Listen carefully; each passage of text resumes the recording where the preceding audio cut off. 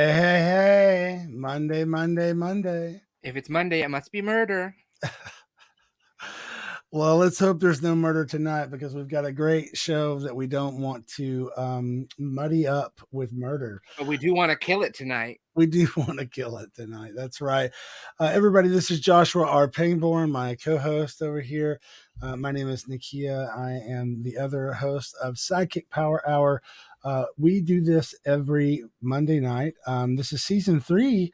I was noticing at the beginning of of the trailer that we have season 2 listed as our intro. So we need to update that for I sure. guess we will. I'm wearing a really cool shirt from James Unworth tonight, who you have posed for some of his art. Just Um, one of his art, but yeah, one piece of art, art for him. Yeah. yeah, but if you would like a really cool shirt, you could also just head over to sidekicksupermarket.com, where you can get all kinds of assortments of Sidekick Crewniverse related shirts. Not this shirt from James, but if you like a shirt like that, I will absolutely uh, put in here. I think it's just at James.Unworth, isn't it? I think so. Yeah. Go check them out on Instagram. Really great artist out of the UK. Um, Josh, we've had a really busy day with scheduling, and I don't even know if we can even get into it right now. So, because I really want to focus on what we've got coming up tonight, and I don't want to, kind of like steal the thunder of tonight's episode Of course not. with even more announcements up front. So, what I'm going to tell you folks is if you're watching right now and it's live, we're going to wait a little bit and we're going to trickle out some of these guests that are coming on the show um, a little bit throughout the evening. If you have somebody that you think we should have on the show, we'd love to see who you would like for us to invite um, in the comments below. Um, so, In the meantime, Gato is here and he says hello. So, hey, Gato, what's or up? So good to see you. Um, Tell us what's going on in the world of Sidekick Productions, Josh. whew, what isn't going on in the world of SideKick Productions? Well, we're we're going from one world to another. That's what happens. No, in SideKick Productions, we had a very successful day yesterday doing a test screening of the current iteration of A Taste of Youth. It is currently round 10 of edits, which is quite a substantial amount of edits for us. I think that the musical had just slightly under that. So we've got more to change there, though. Some really great feedback and some really great excitement being drummed up for the movie, the feature film, A Taste of Youth. And then, in addition to that, I am starting production at SideKick Productions for our new series on Sunday. So a week from yesterday, we will be breaking ground, if you want to say, or cameras will roll. That's probably a better appropriate term, on a brand new series that is not connected to anything currently existing, although it is part of the Crewniverse. So there will be elements thereof. And if you're on the Patreon, you're going to be able to see little snips here and there. You'll probably see pictures on Facebook and Instagram and everything too, but you'll get a little bit more details on our Patreon. So that's incentive to join us before you to check out and see what's going on. And then, And of course, where do they do this joining of said Patreon though? how do they join the Patreon? Well, they can go to two websites. You can either do thecrewniverse.com or you can go to patreon.com/sidekick productions. Whichever sticks in your brain more, go to that one and go to it and visit it and sign up for as little as $3 a month and as much as you want, really, from there. We really do appreciate all of our subscribers. And I know this is a sidekick show, but many of those subscribers are also subscribers to my Patreon. So thank you if you're watching. Really appreciate it.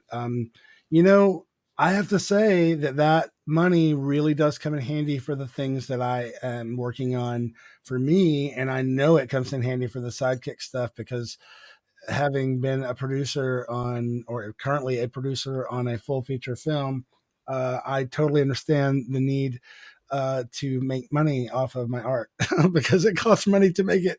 It costs sometimes a lot of money to make it. Yeah, I don't even know. We are well into the double digits of what we've spent on A Taste of You so far. Oh yes, of course. Yeah, we're we're up there. We're to the point to where we really don't want to have to spend any more money if we can get away with it, but we do have a couple of things that we need to do. So any help that y'all can provide would be really, really awesome. I want to remind folks that not only can you be a member of the Patreon, but you can also just make a donation directly to Venmo, PayPal, or Cash App. We really appreciate it because, man, there is a lot going on in the Coronaverse, as Joshua mentioned earlier. And I'm super excited about it. I've been watching the emails coming through about the casting process for Brooklyn Butcher, and really stoked about that particular new project, and some of the other things that are kind of like splintering out of that. If you watched SideKick Power Hour season 3, episode 1, we had a little speed round pitch in here, and I think Alexander Cologne came up with a really good idea that could be almost a spin-off of this thing that we're about to do. So much cool stuff. On my end, I'm about halfway through with the audio for episode 5. Mostly all the music is what I've been focusing on. I haven't streamed a lot this week when I've been working on it because I've just been so like in it. There are lots of really cool moments in this next episode of Demon Doctor. I really enjoy, Josh, how you have broken it up throughout. So we're seeing, kind of the stories kind of all go along at once. However, it is a challenge audio wise, because then I'm like picking, little things, musically. I need to make sure that if we're going to be in this same location like 3 times, is the music going to change? Is it going to stay the same? Is it music not even there in part of it, or maybe not at all ever? But in a lot of the cases for these, it really makes sense for the music to either be the same when we come back to that location or similar vibe. Of course, so yeah. I'm really excited. We get to see some new characters this time with Demon Doctor. Some new sides of old characters. That's correct. Yeah. There's some really, really new sides to some characters that we have grown to love over the past season and a half. Yeah. I'm really, really thrilled for audiences to see them in action. Agreed. Don't forget, you can follow Demon Doctor the series on Instagram. And then, of course, you can catch up and watch all the episodes of Demon Doctor by heading over to demondoctor.com. And we would love to have you over there watching. Lachu Bear says, good evening, and he hopes that everyone had a safe and wonderful 4-day weekend. And I want to know where he has a 4-day weekend. I had a 3-day weekend. Did I miss out on a day off? I don't know. No, the 4-day weekend, you of course took today off. Well, I mean, I worked from SideKick, but I was off from my day job. Yes. Gotcha. Right. So he had a 5-day? He had a 4-day. Oh. I had a 3-day weekend, Saturday, Sunday, and Monday. Oh, because you had to work. Gotcha. On Friday. I did. Don't most people have to work on Friday? I mean, yes. I just meant like you had to work your day job on Friday. Yeah. Even if you didn't work your day job, you would have still been working on SideKick stuff. I mean, everyone knows that I work 7 days a week on SideKick Productions. I mean, I spend a good at least 4 to 6 hours every day on SideKick. So for sure. Because I love it so much, and also if I didn't, it wouldn't get anything done. So absolutely. Speaking of all the work that's been going in to Demon Doctor, I want to take a minute and play a quick trailer while we get ready for our next segment.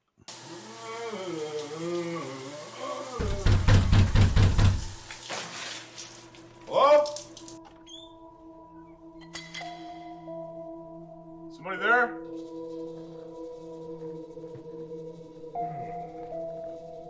Hey. Who are you?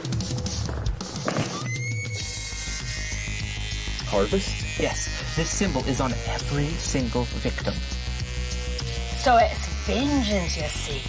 Nothing about this is fine! People don't just randomly kill. There has to be a pattern here. I screwed up big time! I can't find an answer about the scissor slasher, and I can't find an answer about what I am. That was not my turn. I trust you. This is terrifying. But fun? Right. Okay, so maybe I embellish a thing or two on immortality. With love as well as with magic. There is always a price.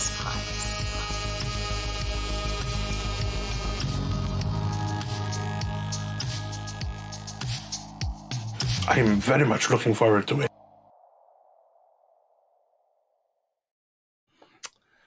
Demon Doctor season 2 is in. We're getting it through it right now. We're about halfway there. You get the episodes first on Patreon, and then they come out on YouTube later on.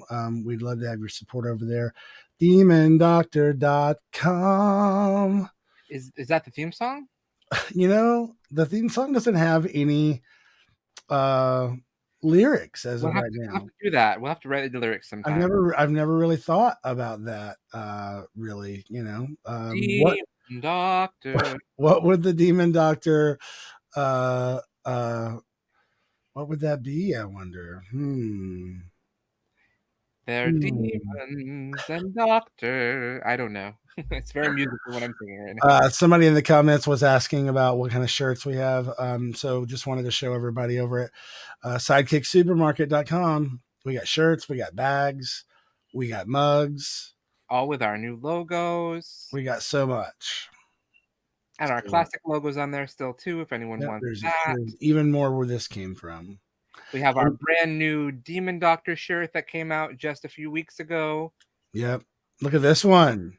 Featuring Yakumo. That's me, y'all. That's me. I need to order one of those. I think I need one of these too. You really do. I mean, peacock.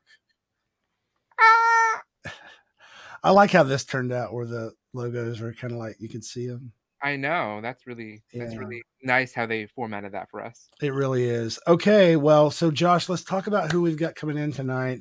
Because they will begin trickling in shortly. Yes. For those of you following at home, our first guest tonight is going to be Joseph Schles. Now, I'm going to have a hard time saying his name multiple times, so I'm going to, because of this. So Schles, it's like less, but Schlesier. So Schles. Joseph's a really, really funny comedian out of Los Angeles who I had the pleasure of meeting a few well, now it's been over a month when we met in Palm Springs for Meaty Bits. Meeting, but also working. Correct. That's where we met. Yes. Yeah. So we met there for the first time. No, that's not true. Actually, Joseph and I first met at Chris's other show that I saw in Los Angeles, which we'll talk about shortly. When Joseph gets in, we will be bringing them in shortly. So stick around. The cool thing, Josh, that I also wanted to bring up was that we have been talking a lot. This is some behind the scenes Cruniverse tea, but we've been talking a lot about, various musical projects and other things that are going on in the Cruniverse world musically. And Gray DeLisle, who is also going to be on the show tonight, who I've known at least 16 or 17 years, I bet. And they are a Grammy Award-winning musician, singer, songwriter, and actor as well. So, but they've done so much musically. Like when I first met her, she was doing this album where she was playing it's a very specific instrument. Gosh, we'll talk about it with her tonight. Accordion? No, it's a miniature. It's like a little miniature harp. It's like it's like an omnichord or a harpsichord. No, maybe a harpsichord, but I don't think so. Gosh, I can't remember exactly. It might just be a harp. But anyway, she played that and was featuring it a lot on that album. She did this incredible cover of Bohemian Rhapsody, which if you look on my Instagram, at Nakia down there, right there, you can hear a little bit of it because I made that the music on the poster when I posted it. We have a correction on the Instagram tag that you posted, by the way. Z would like to correct your spelling. Oh wow, damn it. Wow. Thank you, Z Machine, for helping with correcting spelling. Yeah, I mean, Nakia can do many things, but spelling is not always his strength. Wait, is it on the graphic wrong? I don't know if it's on the graphic wrong. I know that you posted it wrong just now in the banners. Oh, gotcha. Oh my gosh. Oh, I forgot the H. I told you I fuck this up all the time, especially with this. It's because of these that you can't spell the name. Yes, that's exactly right. That's rubber band, exactly stop your fingers. It's like, no, we can't pronounce that properly. We can't spell it that way. Okay. That's how enough you're enough about my inability to spell tonight. Speaking of Z Machine, we had Z Machine on last week. One of my favorite kind of up and coming newer artists that I've been turned on to since the pandemic began. I discovered them on TikTok because somebody, I forget who it was, maybe Cooper, shared something of theirs, and it was that video when we first had Z on way back in the day, promoting the video that had all the fat hot guys in it.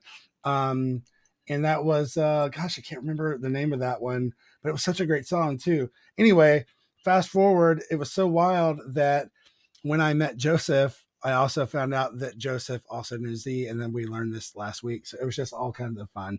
So before we get Joseph in here, though, let's take a look back at the first, not the first time I saw Joseph, the second time, which is the show we played. The first time was in a comedy club, and I cannot remember that name, but Chris had the funniest fucking joke when he came out that night about the name of the club and the logo, and I cannot remember the name of the club. But let's take a look at this quick clip from the Meaty Bits show that we did together in Palm Springs. Your favorite bits. Oh, is there no audio? There isn't now. There was earlier. Movies are very popular in the gay. Okay. But it's not, I would never. Let's see. So, do we have a lot of fans of horror movies here? Okay, I thought so. I thought maybe. Horror movies are very popular in the gay community. Horror movies are popular in general. It's almost as if gay people are just regular people. That can't be right. That can't be right. We're much better. No, listen, I don't want to say that gay people are any better or worse than straight people. Just look at the sayings, like gay as a summer's day. It's lovely, Straight to hell. I'm just saying. I didn't make it up. No, but I have to admit, I actually do not like horror movies. I don't like them because I am a scaredy cat. I am a pansy ass. I scare too easy. Thank you. I saw Paranormal Activity in the theaters. It fucked me up, you guys. I spent 3 nights sleeping with all of the lights on in my apartment and That's So Raven playing on the TV. I needed something wholesome. All right, let's get him in here. Joseph Schles. Oh, hey. Hi. Hi. Hello. Hi, guys. Welcome. I love your shirt. Oh, thanks. This is just a keyhole. That's my actual chest underneath. I thought so. It looked the way the fabric was working and all. It looked. Yeah. I'm very sunburned. Understandable. I mean, you're in California, I think. So yeah, or you just have a pink tattoo from the neck down. That's right. Yeah, exactly. Which I know isn't true though, because I have seen you without most of your clothes on. That's also true. At the beach. At the beach. Yeah. Yeah. We'll call it the beach. Yeah. Exactly. On my Instagram. Joseph, welcome to SideKick Power Hour. I almost said welcome back because I feel like it's just been a few days, but it's been over a month since we hung out. Yeah, since I've seen you, it was the end of March, right? Beginning of April. Yeah, it's been a while. Yeah. I had so much fun the first time I saw you. What was the name of that venue? Oh, that place was called the Hollywood Comedy. That's it. Yeah. There's It's not going to be interesting for the show, but there's such a long story behind the reason I was even at that show. Oh, I definitely want to hear it. Well, so the woman who owns that venue is a comedian, and a friend of mine who's not a comedian just randomly became friends with her. And she started reaching out to me, and she's like, hey, I'm friends with this comedian. She owns a comedy club. She books at Laugh Factory. I think you guys should be friends. And I was like, yeah. She's like, we should hang out. I was like, totally, let's hang out. And she's like, okay. And then she should see you do comedy first, actually. So are you figure this? And I was like, are we hanging out or am I doing a comedy show? And then she was like, well, this, this is the business and there's a thing called networking. And I was like, okay, girl. So I was like, yeah, sure. I'll do the show. And at the time I was working a COVID compliance job. So I was just like tired all the time. And I was like, whatever.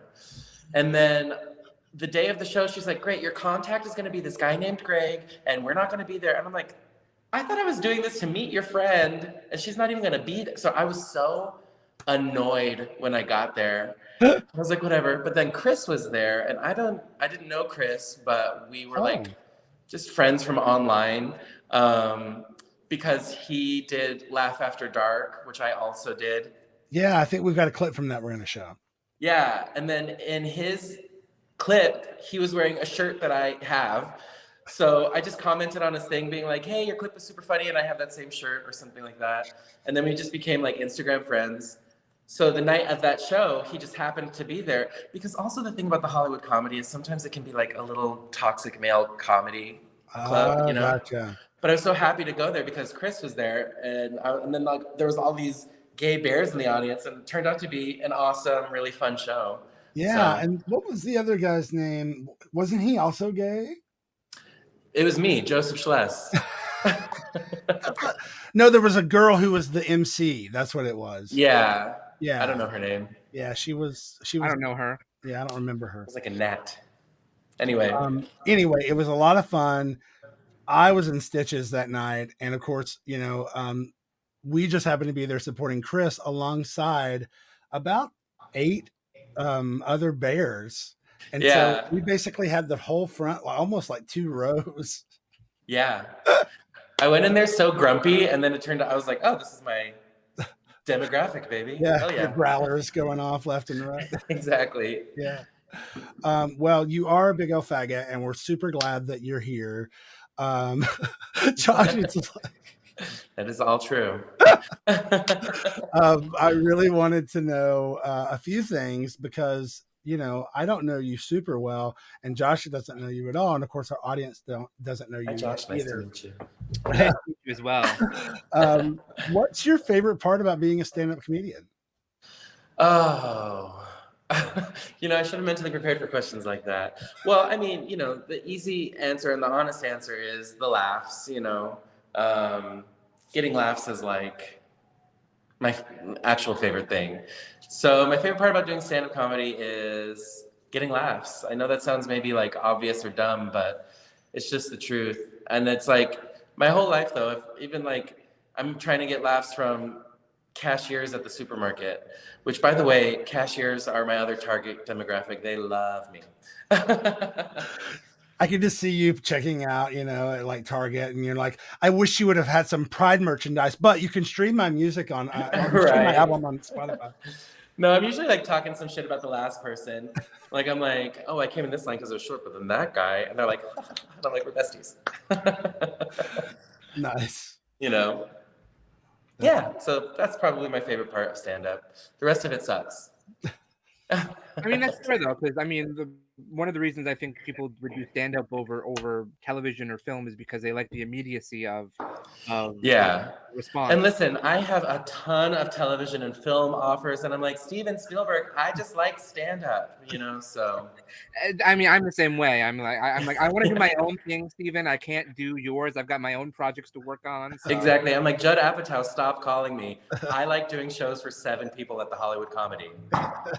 That is why I want to go back to theater, because I love having a small audience house. So it's perfect. So exactly.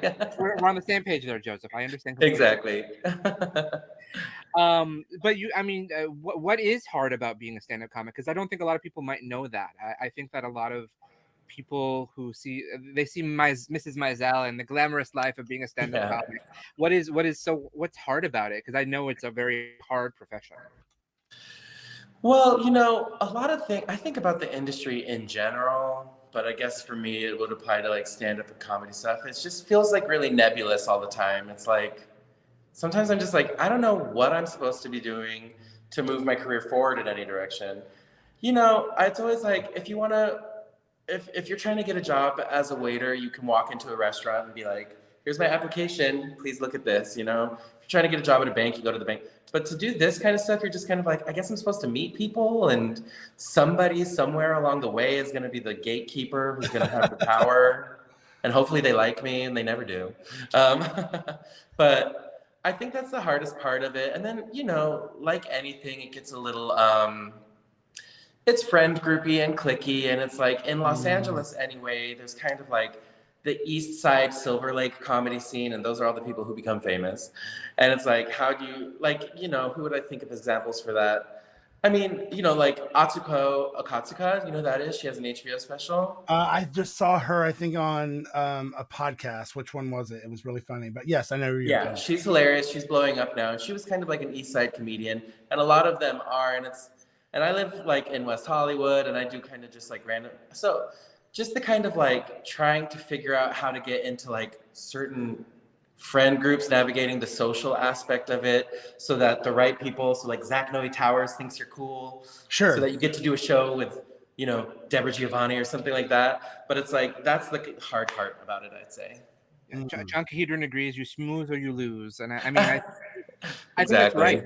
I think that's exactly the same for any other part of the arts industry, because I know sometimes when I'm talking to people, I'm like, are they thinking that I just want to get to know them, or are they thinking I'm trying to figure out ways to use them to get ahead? Yeah. And it's like, I just want to get to know them if I'm talking to them. But my answer is both. Right. Yeah. And it's like, if there is a casting couch, I'll blow anybody. Okay? I just want to make that clear. It's business. I mean, I get that. I mean, this is a good reminder, though, to remind folks at home that we are currently looking for new faces at SideKick Productions. Yeah, right. We do not have a casting couch at SideKick Productions, so just. I know, but I tried. I was like, please let me blow you guys. But right. Yeah. How did you get started in stand-up? That's another kind of convoluted story, but so I went to school for musical theater, and I'm not much of a singer. Really? But I kind of learned in school that I was funnier than other people. I just thought anybody's funny. If somebody gives you a funny script, you can be funny, Sure. And then through school, you kind of learn like, oh wow, nobody's funny. But my teachers were always like, wow, you have really great comedic timing. So then, but then I ended up dancing in New York. I was part of this dance cabaret burlesque company called The Love Show. Which if you're in New York, go check them out. They're awesome. And I was kind of their funny boy dancer. And then I was working in a restaurant, and me and a couple friends were doing this cabaret, just like this musical theater cabaret at the Duplex about waiting tables. And we had to introduce each section of the show. And for my section of the intro, I was like, okay, I want to say this, and my thing was like a page long. Right. And they were like, that's kind of long. And I'm like, it's my show too. So I said all my thoughts, and people were laughing a lot, and it kind of read accidentally like stand-up. And I was like, oh, and people were like, you're so funny. So cut to years and years later, I never did it again, because I was like, how do you even get started? I don't know. I don't know how to do it. I was doing improv at the Groundlings. I moved to LA. I was doing improv school at the Groundlings. One of my friends was doing stand-up. I went to see him in a show. He introduced me to the guy who was booking the show. Just as this is my friend. He's really funny. And he goes, you're a comic? I'll put you up. I was like, no. I do improv and sketch. I don't know how to do stand-up. And he's like, yeah, I'll put you up on the show. What, you want to do this day? You want to do this day? And so I was like, okay. This whole time I'd been struggling because I was like, I don't even know how to get started with this. And then here was this man being like, here's a date. Right. For a show. So I was like, I got to say yes. So I was like, okay. So I throughout the years, I write down little ideas, and I jotted them all down into what turned out to be a 9-minute set. And from that first show, I booked another show and booked another show, and it just kind of kept snowballing. Nice. Yeah. And that was 7 years ago, I think. Wow. Yeah. I did not realize that you had spent time in New York. I lived in New York for 8 years. Yeah. Wow. So that I means loved that it. you could have crossed paths with Josh. You wouldn't have ever known it. It's possible. It's dark in those bathhouses, you know? And very dirty, so you got to get clean in there and spend a lot of time. So exactly. You got to scrub the sand off, Cynthia. Oh, these hands will never be clean. Yeah, out damn spot. Okay, so, but you know, like for me right now, I'm working on a very like synth heavy rock pop album, which is completely different from the kind of soulful blues, Southern soul thing that I'm known for.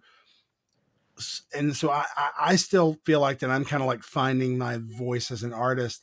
How do you feel like that you are, you know, is that challenging for you with comedy to try to find what your, you know, your voice or your place or your shtick or whatever you want to call it? How's that been over the 7 years?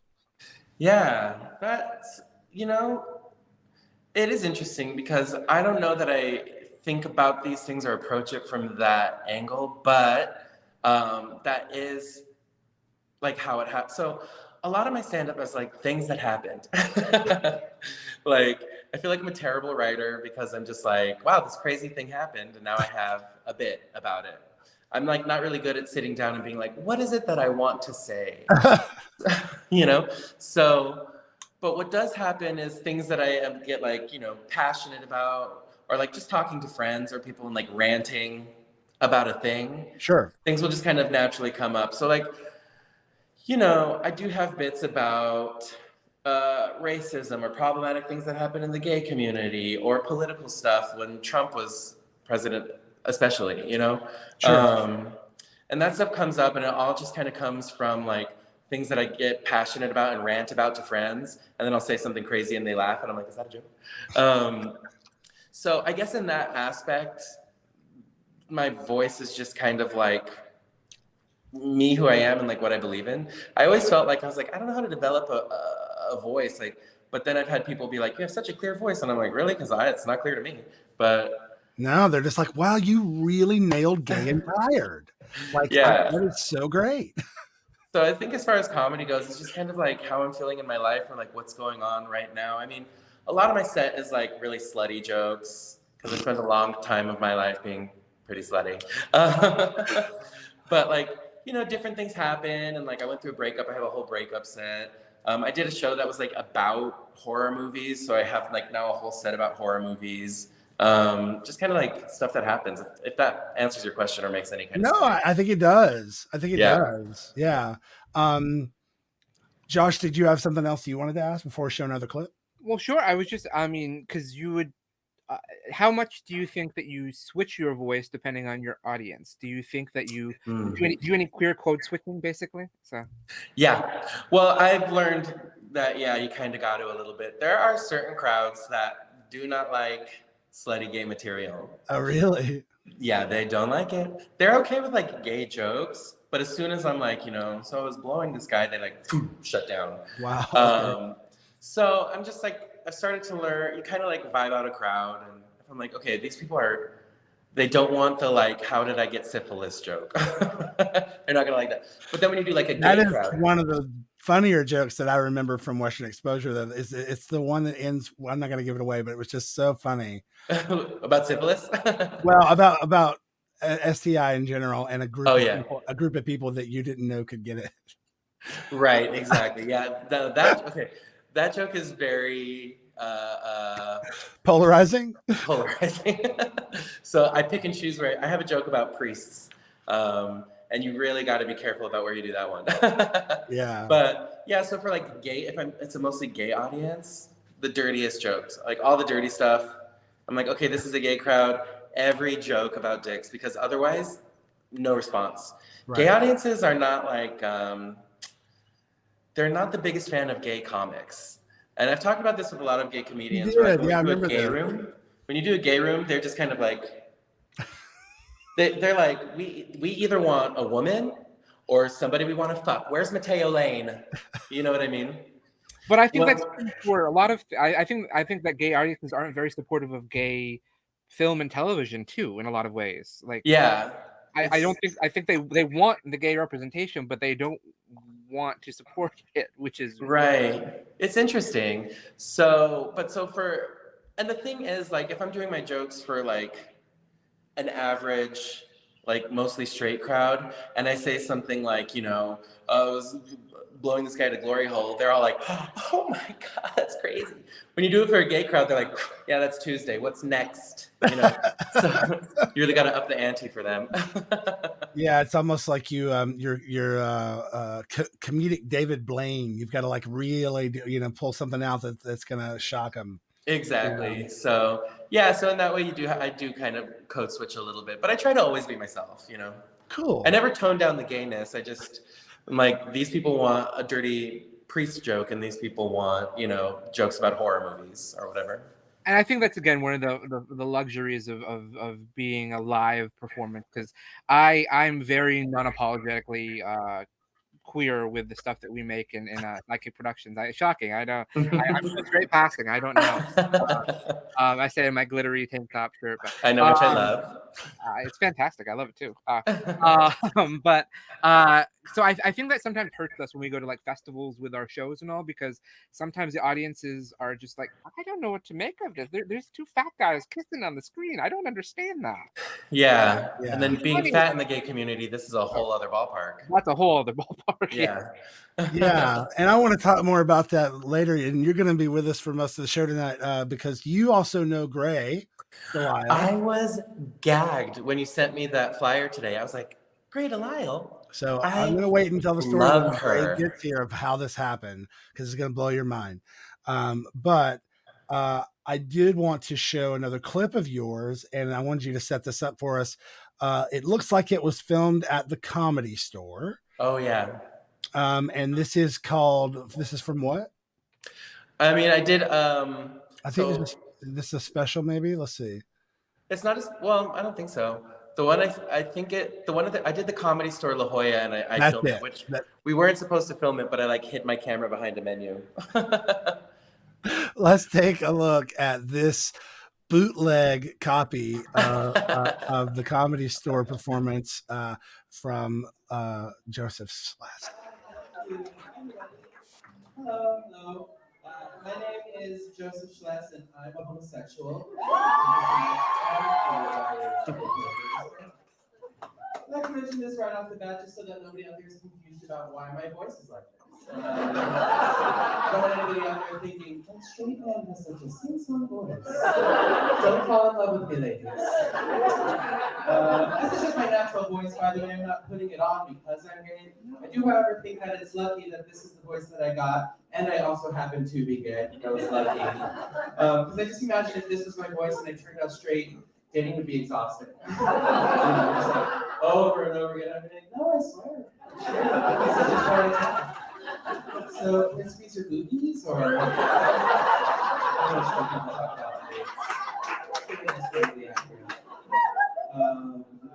do you have any horror movie fans? Horror movies are really popular in the gay community, actually. Horror movies are popular in general. It's almost as if gay people are just like regular people. I have to confess, though, I actually do not like horror movies because I'm a scaredy cat. You guys, I'm a pansy ass. I scare too easy. They're too scary. I saw Paranormal Activity in the theater. I had to spend 3 nights sleeping with all of the lights on in my apartment, and that show Raven playing on the TV. And listen, my mom is Catholic and my dad is Jewish, which makes me an atheist. Don't worry, I'm not devout, you know. If you believe in something, I'm not going to judge you for that. Only God can do that. But even though I am an atheist, I am still scared of demons. And so, whenever I like sense demonic presence, you know, I do like to just be like, hey, Jesus, just wanted to share. Sorry about everything. When I want to cover my bases, though, I'm like, Allah, if it's you. Buddha, I don't know if you deal with demons, but if you could just L. Ron Hubbard, please protect me. I just like to be sure. But also, I don't understand horror movies. Like, I don't get it. I'm not buying it. You know, I know the housing market is hard. Okay, at least that's what I hear. I'm a millennial. I'll never own a home. The closest I'll ever come to being a homeowner is being a homo.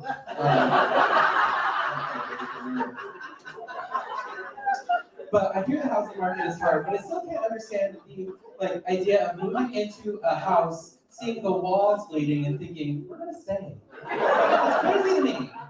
Also, the idea of moving into a home, finding out their spirits are already living there and deciding to stay, is some serious colonizer mentality. We need to unlearn this behavior, people. It's not okay. Get out of that house. Get back on Zillow. So you guys, I recently went through a breakup. Thank you so much for DeLisle. He was way hotter than me, and I know you're thinking like, how is that even possible? I am a 10, I know, but that's what really hurts about it. It's a bummer. I was like, he's so hard. I really want to take that word, you know, but he sucks, and he says he wants to still be friends, and I'm just like, I don't think so. You know what I mean? Because my friends do not disrespect me and treat me like I'm worthless. You know? If you want to disrespect, thank you so much. Thank you.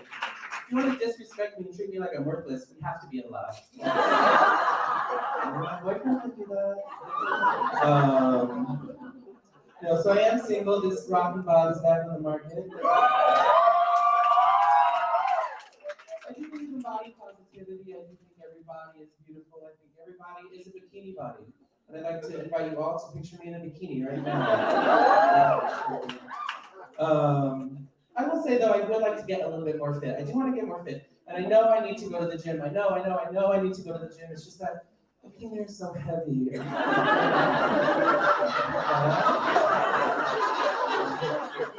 I do have a gym membership. Really, I guess I should say I do donate money every month to a local gym. I'm very altruistic. I do like to eat, you guys. I like to eat food. And, you know, some people will be like, well, what's your favorite food? And honestly, like, I don't know how to decide. You know, there's so many good choices. I like a lot of food. And so I'm thinking like, okay, well, how can we calculate this? If you calculate your favorite food based on like what you eat the most of, if that's how we calculate it, I think my favorite food is tongues.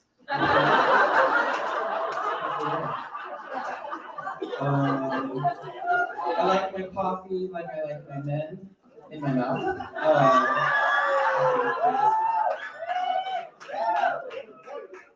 And listen, I'm not saying that being gay is any better or worse than being straight, you know? But just like look at the sayings, right? Like, gay as a summer's day. It's lovely, you know? Straight to hell. I'm just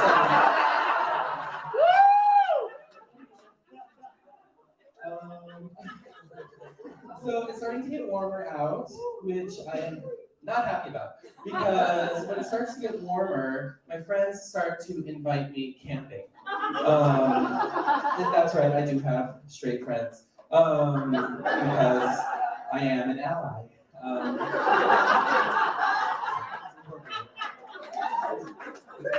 But they invite me camping and I don't want to go, okay? I've never been camping, I don't want to go camping.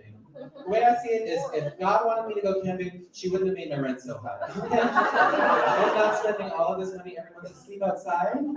Absolutely not. Miss Bear does not shit in the woods.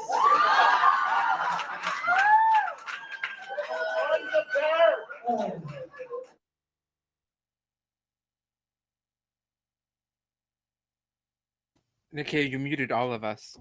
Oh, whoops. Sorry. Did somebody say at the end, who's a bear? I don't know what that guy shouted, honestly. Yeah, that's so funny. You're so funny, Joseph. That really enjoy your comedy. When was that? That was back in February, I think, in San Diego. Actually, that one, I was a little bit cleaner. I was purposely doing like slightly cleaner material because I wanted to record it because I was submitting it to late shows. Gotcha. But they passed. But yeah, but that was a. They passed this time. They passed this time. They won't pass. Because like in this one, I said, you know, dating. If I'm straight, dating would be exhausting. be like, can I squeeze your boobies? But normally with that joke, I say, if I was straight, dating would be exhausting. And I'd be like, no, I swear I'm straight, it's my voice. So do you like getting titty fucked or? That's a normal joke. Well, you're getting some applause in the audience from Barely Burly. So hi, Barely Burly. It's really fun from a performance perspective to see the first clip that Nakia shared and then this one, and see the way that some of your same jokes are used in sets and all. It's fun. It's fun to see how you've gotten into the same rhythm with some of them, but how they also might slightly differ. It's really again, from a performance perspective, it's really fun for me to see that. So yeah. I mean, listen, you got to do the same jokes for a while.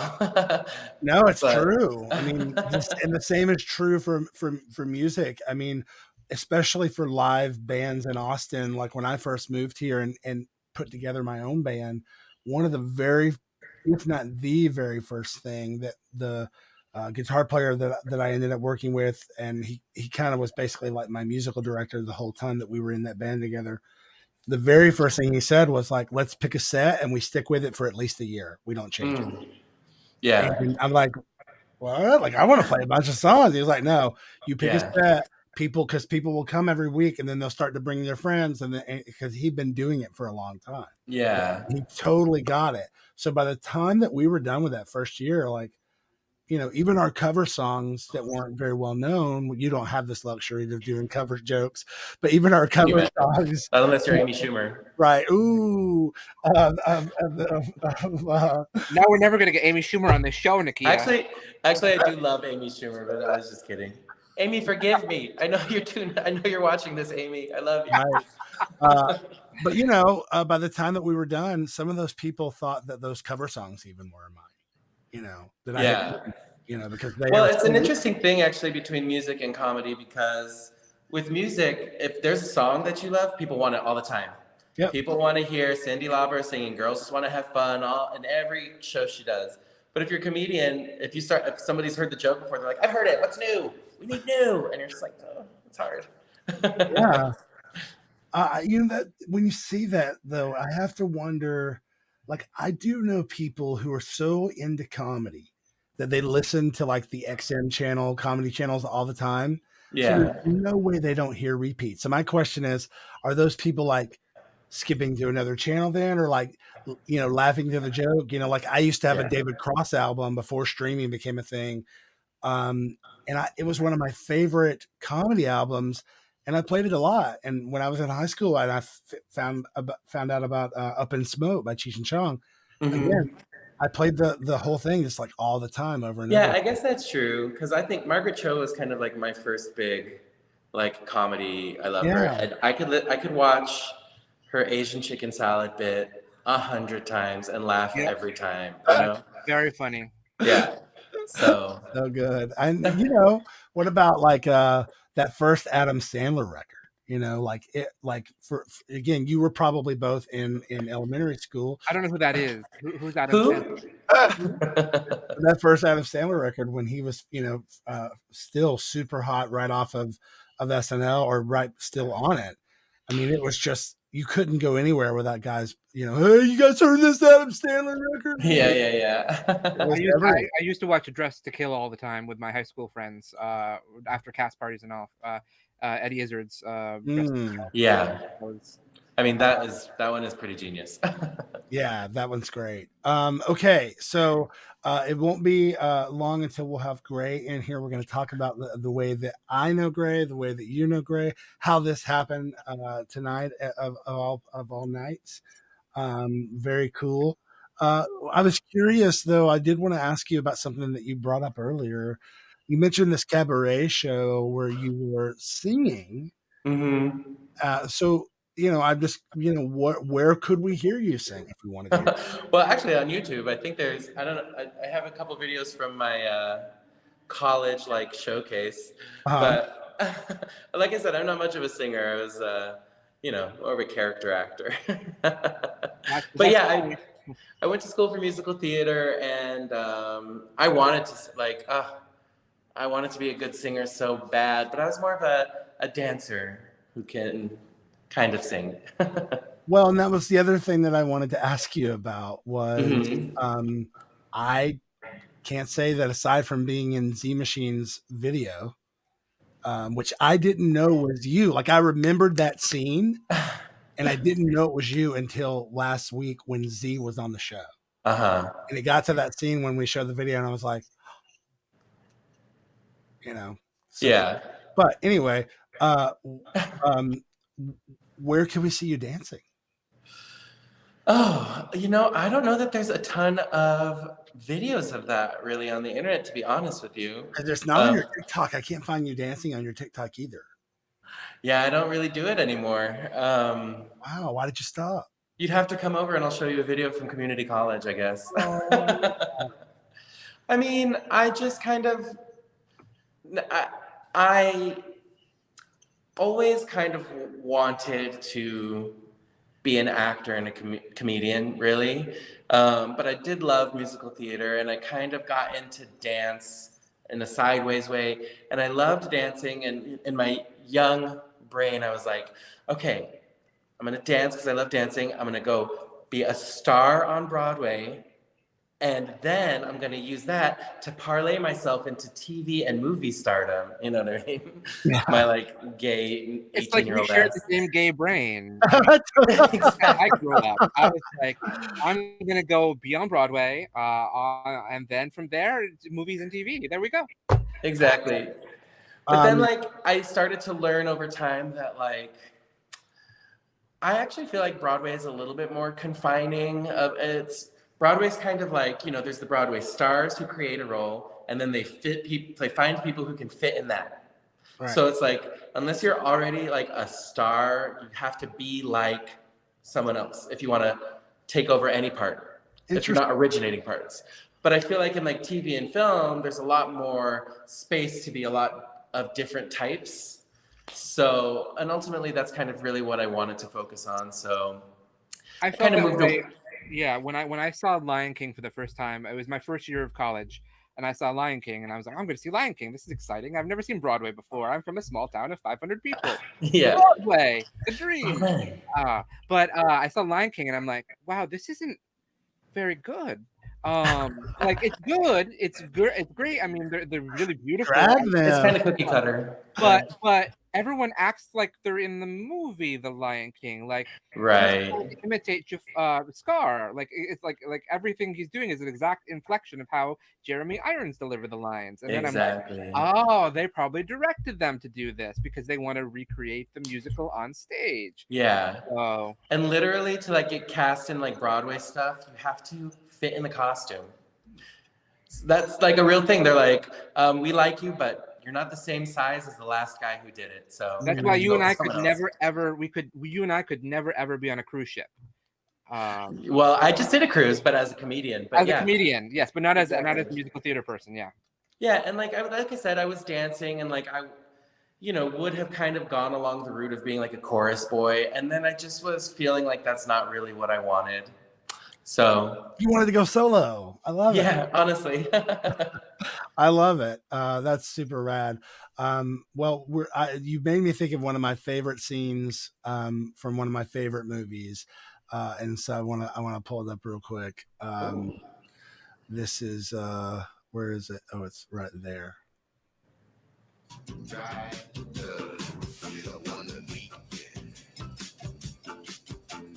Look at Anthony Rapp. Look, I got a confession to make. What do you mean a confession? Look, for like last year or so, I've been talking about going to law school so I can be an ACLU lawyer and be in a position to help people getting fucked over and all that. Well, I was standing in line at the post office yesterday, and I'm looking around, and everybody's looking really pathetic. You know what I mean? Like, people are like got drool just sort of stay there, and then like this guy's bending over. You could see the crack. It was just like wife beaters. Anyway, it was, and I realized I just want to do it. You know what I mean? I mean, it sounds good and all, but I just have to confront the fact that I really don't like the people I've been talking about helping out. You know what I'm saying? I don't think I like people. Period. I mean, you guys are okay. I'm just trying to be honest about being a misanthrope. So you're not going to go to law school? What do you want to do then? I want to dance. I love that scene so much. Yes. I want to dance. I mean, I get it. I love dancing when I did it, but now I'm like, oh, so exhausting. Dancing seems exhausting to me, so that's why I could never be a Rue girl. Yeah, the dancing thing. I will say, as a kid, I had full routines to songs that were on the radio. You know, Yeah. there's a song called "Catch Me I'm Falling" from the '80s that I could probably remember most of the routine for. You know, Good or memory. "Let's Oh, Hear It for enjoy. the Boy." You know, Yeah. from Denise Williams. Uh, Duran Duran, The Reflex had a whole full music video with choreography. You know, So your parents were not surprised when you came out? no, no, both That's what of I'm hearing. them. It's so funny. I told my dad first on the way to drop me off for rehearsal for my first Rehearsal, you've said enough. in college, and I was 19, and I told him, and I said, "Oh, so you're not mad?" He was like, "No, of course not. I love you." He said, "But you probably shouldn't tell your mom." And then when I told my mom, she said, "Oh my God, of course I knew, but you probably shouldn't tell your dad." And I said, "Well, I've already told dad." She goes, "I cannot believe you told your dad before me." They were divorced already at this point. But Oh, I then see. she said, "Don't tell your grandmother." And I said, "Well, I really want to." She said, "Don't." And the next morning, my phone rang. It was my grandmother, and she said, "Your mother just called," and she wanted to tell grandmother. The shade of it all. Uh, She wanted that. She had the scoop. Yeah, I definitely wasn't hiding it. I tried putting out my light Yeah. multiple times, but I tried to, but nobody was surprised. Awesome. Well, we should be seeing a pop in shortly from Gray any moment now. I'm going to ping them on Le Tweet, which is where I sent But the invite today. in the meantime, I think what I'm probably interested about with stand up, Joseph, is there's a lot of controversy, I think, with stand up when it comes to how toxic and masculine it can be. Mhm. How much of that is just in the news, and how much of that is something that you experience? I mean, it seems like a lot of comedians, especially progressive comedians that we thought were really progressive when we were younger, maybe are not so much now. And so how does that sort of affect like people at the level that like you and outside of like the Netflix special people and everything like that? Right. Is that Well, I something mean, that it you definitely, it absolutely is a boys' club, especially on the comedy club level. So yeah, it's like you honestly have to get in good with some straight boy who thinks you're funny enough to put you on a lineup as the queer guy who's on the lineup. You still see there's maybe one or two women, maybe a gay person. Forget about people of color. I mean, men across the board. I think they're really pretty diverse with men, straight men. But beyond that, it's really challenging. So, I mean, I do a lot of queer shows or a lot of women in queer shows because that's where you get to go up. But, the way to deal with it is, the thing is, a lot of men doing comedy on the not Netflix level are not funny. But they're all just regurgitating Joe Rogan, Dave Chappelle jokes, And then I get in the shows with them, and then people laugh at my set, and that's kind of I don't know, my little payback. They're Right. "Ooh, tight crowd. This is a tight crowd. Oh, this is a tight crowd," and I'm like, "They laugh for me." Oh man. Well, that's really interesting. There's a definite. I mean, we could do a whole episode around this kind of thing for sure. Living in Austin, which is now basically the Joe Rogan capital of the world, kind of almost, Right. or the live music capital of the world. We could have a whole episode about my thoughts on all of that stuff. But let's take a quick break, and when we come back, we're going to have the fabulous Gray DeLisle Griffin will be with us. I'm super, super stoked. And don't forget, folks, if you're watching this and you've just joined us, my name is Nakia. That's Joshua R. Pangborn over on the far right. And in the middle is Joseph Schles, who is joining us from Los Angeles. A fantastic comedian, and this is SideKick Power Hour. We do this every Monday night around 7 p.m. Eastern And you can continue to tune in here with us. We'd also love to have your support over at patreon.com/SideKick Productions, where we post all these exclusive videos. The new episodes of SideKick Power Hour will be going there before they go to the regular podcast networks, that sort of thing. And we posted what you're about to watch there first before we posted it anywhere else, both the trailer and the musical in its entirety. This is the trailer for the musical that Joshua and I co-wrote called Dueling Pianos, a Skeleton Crew musical, which was the musical episode of season 5 of Skeleton Crew. We'll be right back. You can call yourself a chubby chaser, even if you're not a twink. You wanna hurt me? Well, I say yay. Sex is the best sex, that's what they say. I'll say it once, I'll say it twice, so listen to my advice. Come here, just a little bit closer. I'm a laugh machine, I'll leave you tickled pink. Let's clown around if that's your kink. We can clown around if that's your kink. Yes, you can say that I've got daddy issues. All right. That's dueling pianos, not dueling pianos, dueling pianos.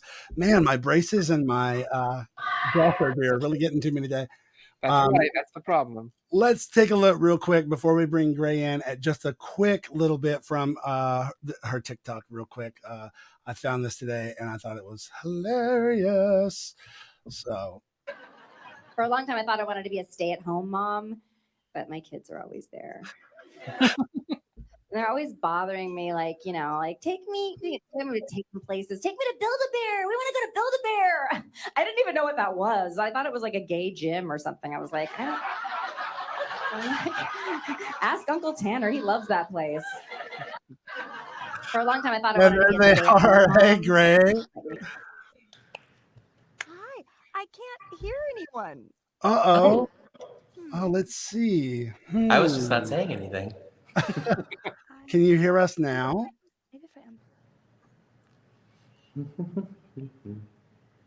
That video is like. Yeah, you can turn it if you want, and it'll You go guys full hear me screen. now? We can hear you. Am I there now? Yes. We can hear you. No, Yeah. I'm here. Yes. Can you hear us? You can hear me, but I can't hear you guys. Having issues with Yeah. what?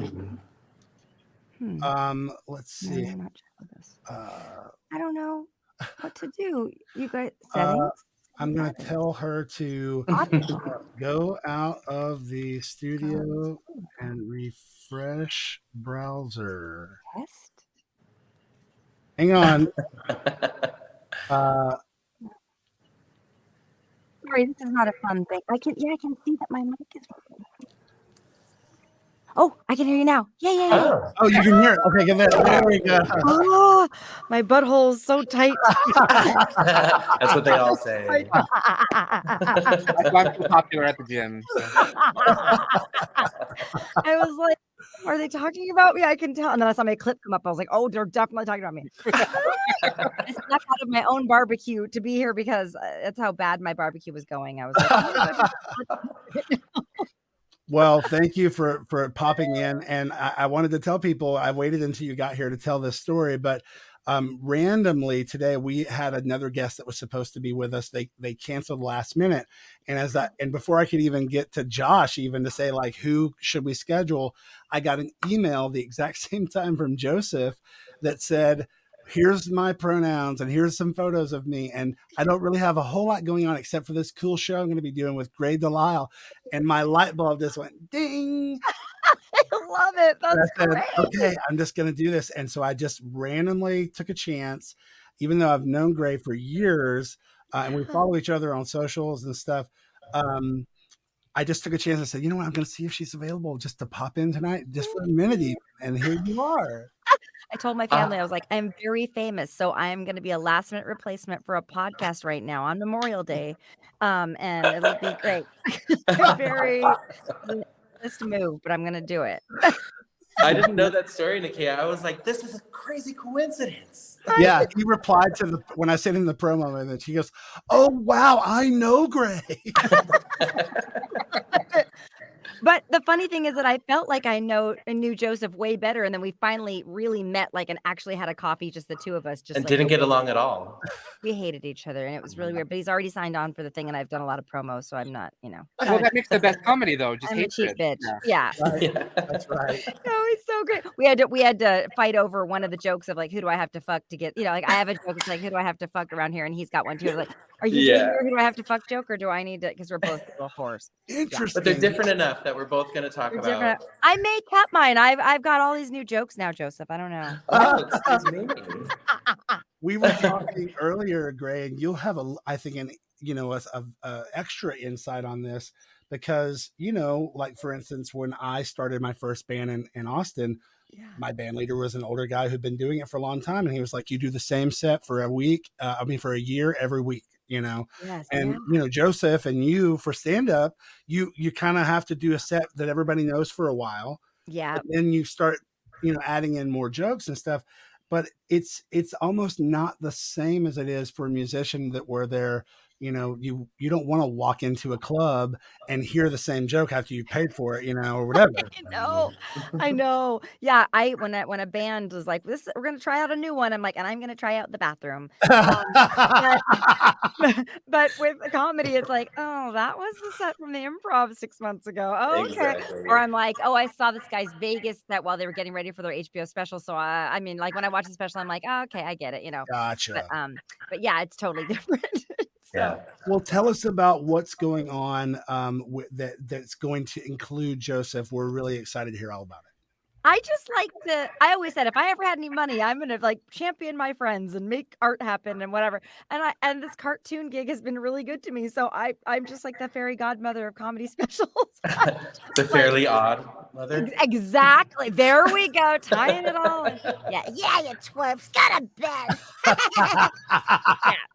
But no, I just see funny people all the time, and I'm like, "You're famous, right? Like, are you famous? I mean, do I just not?" And they're like, "No, I stock shelves at Home Goods or whatever." And I'm like, "You're getting a comedy special?" Because I mean, I feel like I write pretty good jokes, but I max out at like 10 minutes of really good material, and then the rest is all filler. So I thought, you know what? I'm just going to do my little 10 minutes that I can cut up into little pieces and put on YouTube or whatever, or put on TikTok, and give these really great people who actually like are going to make a life of this. So I've got Joseph, and I've got this woman named Becky Yamamoto who is hilarious, and I've seen her at so many. Like we did Sketchfest together, and I was like, she's brilliant. So I waited her. She had like a Broadway, like a play in New York, and I was like, we're waiting for you. It has to be the magic combination. Wow. But we're calling it Thruple, and it's going straight to YouTube because that seems to be the best place. People are just like, what? It's $1.99. Oh, I don't subscribe to Amazon Prime. It's like, ugh, everybody wants everything they want you to pay them. They're like, here's $10. Exactly. Watch my special. Everybody wants your money. Nobody wants to give you any money. I know. Yeah. So YouTube seems to. I'm just like, oh, here's something easy. People can watch it, and at least they can chop it up and use it for their TikTok. That's super cool. But it's going to be a high quality thing. I am hiring a whole camera crew and everything. Yeah, we have a makeup artist. Ooh, well, if you're ever in New York and need a makeup artist, Josh and I have a few that we can recommend, including Linda B. Shout out to Linda B. We love her. Oh. Yeah. Joshua, by the way, this is Gray. So the two of you don't know each other. Joshua is a writer, director, actor in New York City who started a queer, fat positive, sex positive production company. Yes. And was that the dueling pianos thing that I saw? Yes, I love that. That's phenomenal. Yeah, that is the 15-song musical episode of a show that Josh has now written and produced five seasons of, called Skeleton Crew.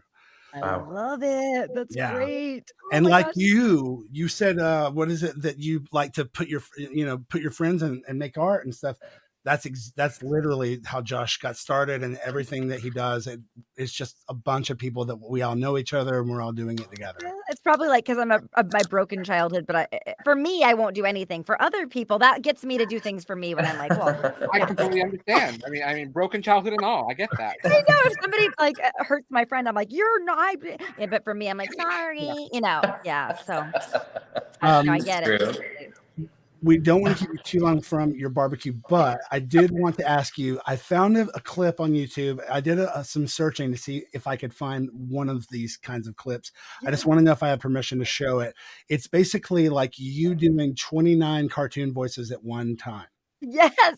My son shot that. He's like my biggest, you know, he's like, I love him. So he's always just like, Mom, you're like awesome. Let's shoot this thing. You know, so he shot this amazing little video in his bedroom. He put up the backdrop and everything. And then some jerk like stole it off thing and like he's like, Mom, that TikTok has like millions of hits off my YouTube channel that I put, and I wanted to stop it, but then I'm like, but it's doing well for me. So, you know, we don't stop that person.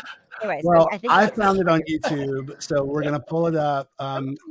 Yeah, and this. So for folks watching, Gray, when I met Gray, I met her as Gray DeLisle, the music artist that we shared a booking agent that I also happen to be the assistant for, because that's the easiest way to get gigs is be the one answering the phone. I love it. If I did voiceover, I entered at a casting agency. That's the way. Well, it paid off for you because, as folks who already know, most folks will remember when they see this and hear it, especially. This is Gray Griffin doing 29 voices, and it's super, super cute. I'm Gray Griffin, and this is your childhood in 60 seconds. Go to bed, you twerps! Jeepers, it's a creepy mystery, Scoop. Let's go ghost. Blue, you're driving me crazy. Blue, you're driving me crazier. Oh, nice. We all scream for ice cream. Stop. I want to talk to you right now. And just scoot all around. We got a situation over here. Eat, children. Eat your food. Manny, this will not work at all. Welcome to Wuzzleburg. Rock on. Kanpai. I am sick. Oh, Bonnie. Are you going to be late for dinner? I've got a monkey friend. Billy, Gwen, you guys are idiots. May you never rise from the ashes of your shame and humiliation. Whatever, messy Higginbottom. What's that, Marco? If only my lasso of power might make you tell the truth. Later days, dude.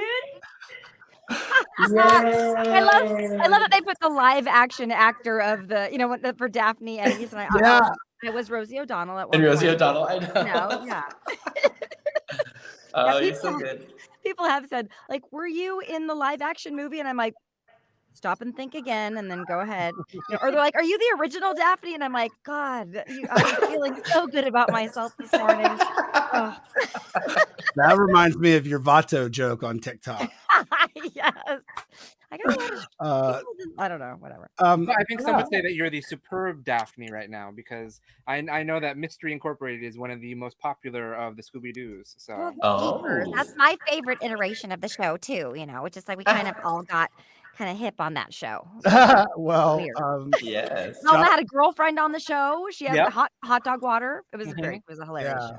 I actually just literally started watching that at the beginning of this year because I'm hearing so many people talk about Mr. Incorporated. Yes. I think it came out because of Velma premiering on HBO Max. So people were like, "Well, we're talking about Mr. Incorporated." So I'm like, "Well, everyone's talking about it. I guess I should watch it." And so I devoured that right away. This was incredible. So. Velma got such bad reviews. All I tweeted was Jeepers. That's all I did. I had like a screen cap, like Velma, worst reviewed show of all time or something. I just wrote Jeepers, and everybody was like, "Oh my God, I saw what you said about Velma." I was like, I wasn't trying to hurt your feelings. Oh, that's so wild. It happens when you don't hire me. I'll never forget the night that I met Gray. We just were doing a comedy show together. And before the show, your outfit was just so cute. And I was like, oh my God, I love this woman. And I was like, I love your dress. And then you went up and you were hilarious. And I was like, oh my God, and she's so funny. And then I found out you do all the voices. And then I found out you were Azula, and I died. I got a psychic reading from this guy who was like dead on, but he didn't know what I did he was like, what is it you do? He's like, it's so weird. It's like singing, but it's not singing. And it's like you're an actor, but it's not, I don't know, you're not famous, but like there's a lot of things. He's like, it's really weird. But he's told me all these amazing things. He told me like all about my life and like who I was dating at the time and like all the art stuff and my grandma, like all these things. And then at the end, he's like, just what is it that you do now? Because he's like, at first he was like, I don't want you to say anything because I don't want, it'll throw me off. But then I was like, I'm a voice actor. He's like, oh my God, what was anything I would know? And I was like, I play Azula on Avatar: The Last Airbender. And he literally he freaked out. I told my friend, there's no way this guy's lying. Like he could not have, he deserves an Oscar. He was like, oh my God, my husband's sleeping in the other room. I have to, oh my God. He like woke him up and he was like dragging DVDs out from under his bed. He's like, Azula, I have the whole season. Could you take a picture of it? And anyway, it was really sweet. But I was like, no, this guy's definitely the real deal. I know. Medium Joey Taylor on Instagram if you ever want to really good reading. Yes. I'm curious. When you do your kids' voices, are you trying to channel them specifically, or is that just a generic kid voice? Gosh, I do so many kid voices for different shows. So So I have my like sweet little girl that's sort of, just like regular. And then sometimes I do like sort of more like, because I play like Lana and Lola on the Loud House. So one of them like fixes cars and stuff. So she's a little bit more rough and tumble. And I play the baby on that show. Anyway. Wow. I'm a little hoarse because I'm a little hoarse. No, I was in Atlanta all weekend doing that for money. So well, that was what I was going to ask you, because one of the things that has come out of your voice work has been the ability to do a lot of these comic cons and fan cons. And I'm curious, we're going to announce real quick. We told people at the beginning of the show that we were going to start announcing some of these new guests that we're getting. I'm curious if you've ever bumped into this person who I'm about to show us is our another guest that's going to be with us soon. They'll be here July 3rd. And we'll tell you who's also going to be on the show with them later. Dominic Burgess. Ooh, wonderful. Yeah. So Josh, tell the world about Dominic Burgess and some of the stuff he's been in. Well, I know Dominic Burgess. I know Dominic Burgess because of Feud, because I was a huge fan of Ryan Murphy's Feud. One of the best Ryan Murphy productions, I think, because it had a beginning, middle, and end that made sense. And I love Ryan Murphy, but sometimes Ryan Murphy doesn't make sense at the end. So it's what it is. Sure. He's also been in a ton of other stuff that folks know, like Star Trek Picard, The Good Place. He was on The Flash. He did. That's right. Our Flag Means Death. Yep. So many cool things. And he's also at a lot of these comic cons and fan cons as well. If anybody's in Nashville this weekend, I'll be in Nashville this weekend at Nashville Comic Con. But I put mac and cheese in the oven before I came down here, and I set my timer, and now my timer's I love it. So, Mac I and love cheese you time. guys. Thank you so much. Great. I'll see you soon. It's gonna be the best. Okay. That was awesome. We're going to play Gray out with one of her own songs, actually, and we'll be right back after we take now I want some mac and cheese. To wherever that went. There we go. Boom. And then boom.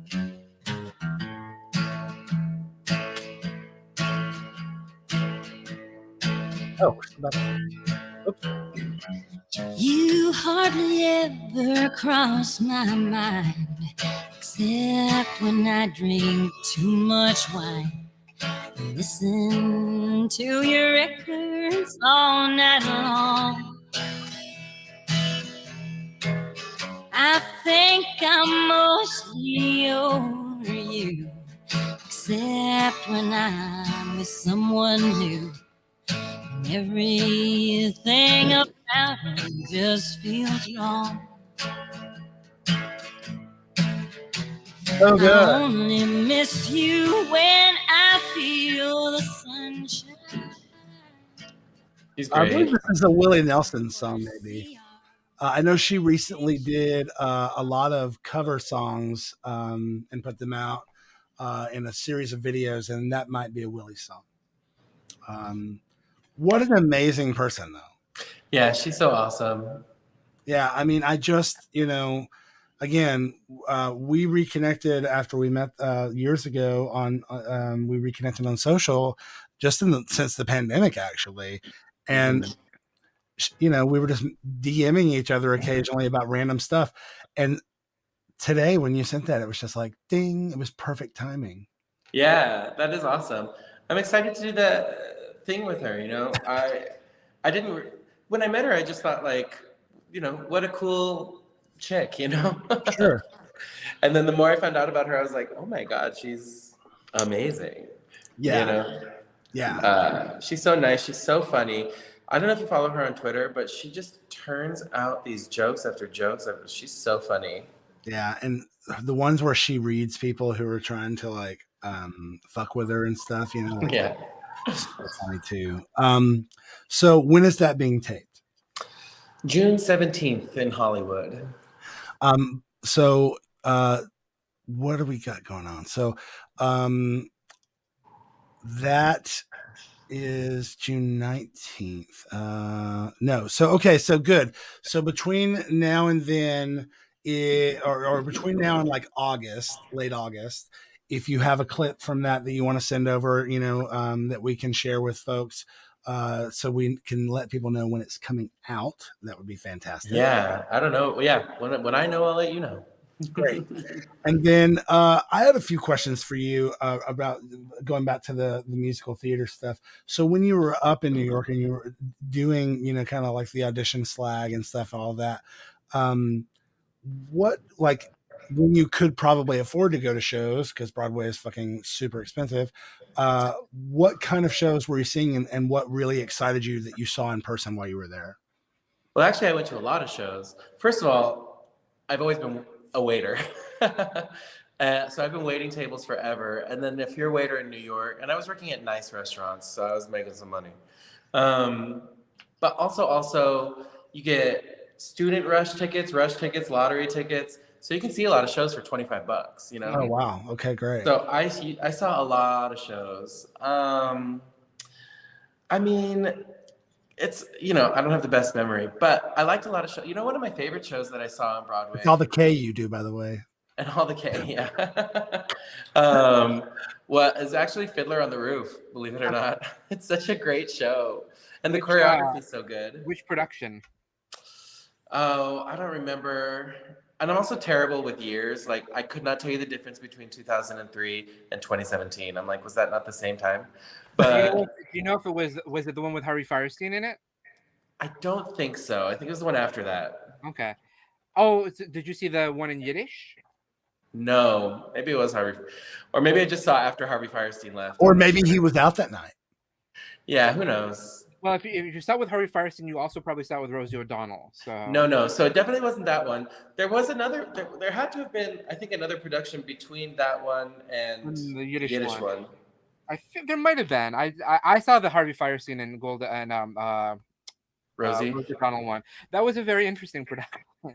Okay, maybe I saw it after they were already out of it, and it was just their replacements. But whatever. I just love that show. But you know, I loved Urinetown back in the day. It was hilarious. Hunter Foster. Yeah, Hunter Foster was so good. I'm trying to think. I mean, it's, you know, a lot of the ones that are like very popular, I was just kind of like checked. I love Spelling Bee. I'm going to tell you something that might blow your mind.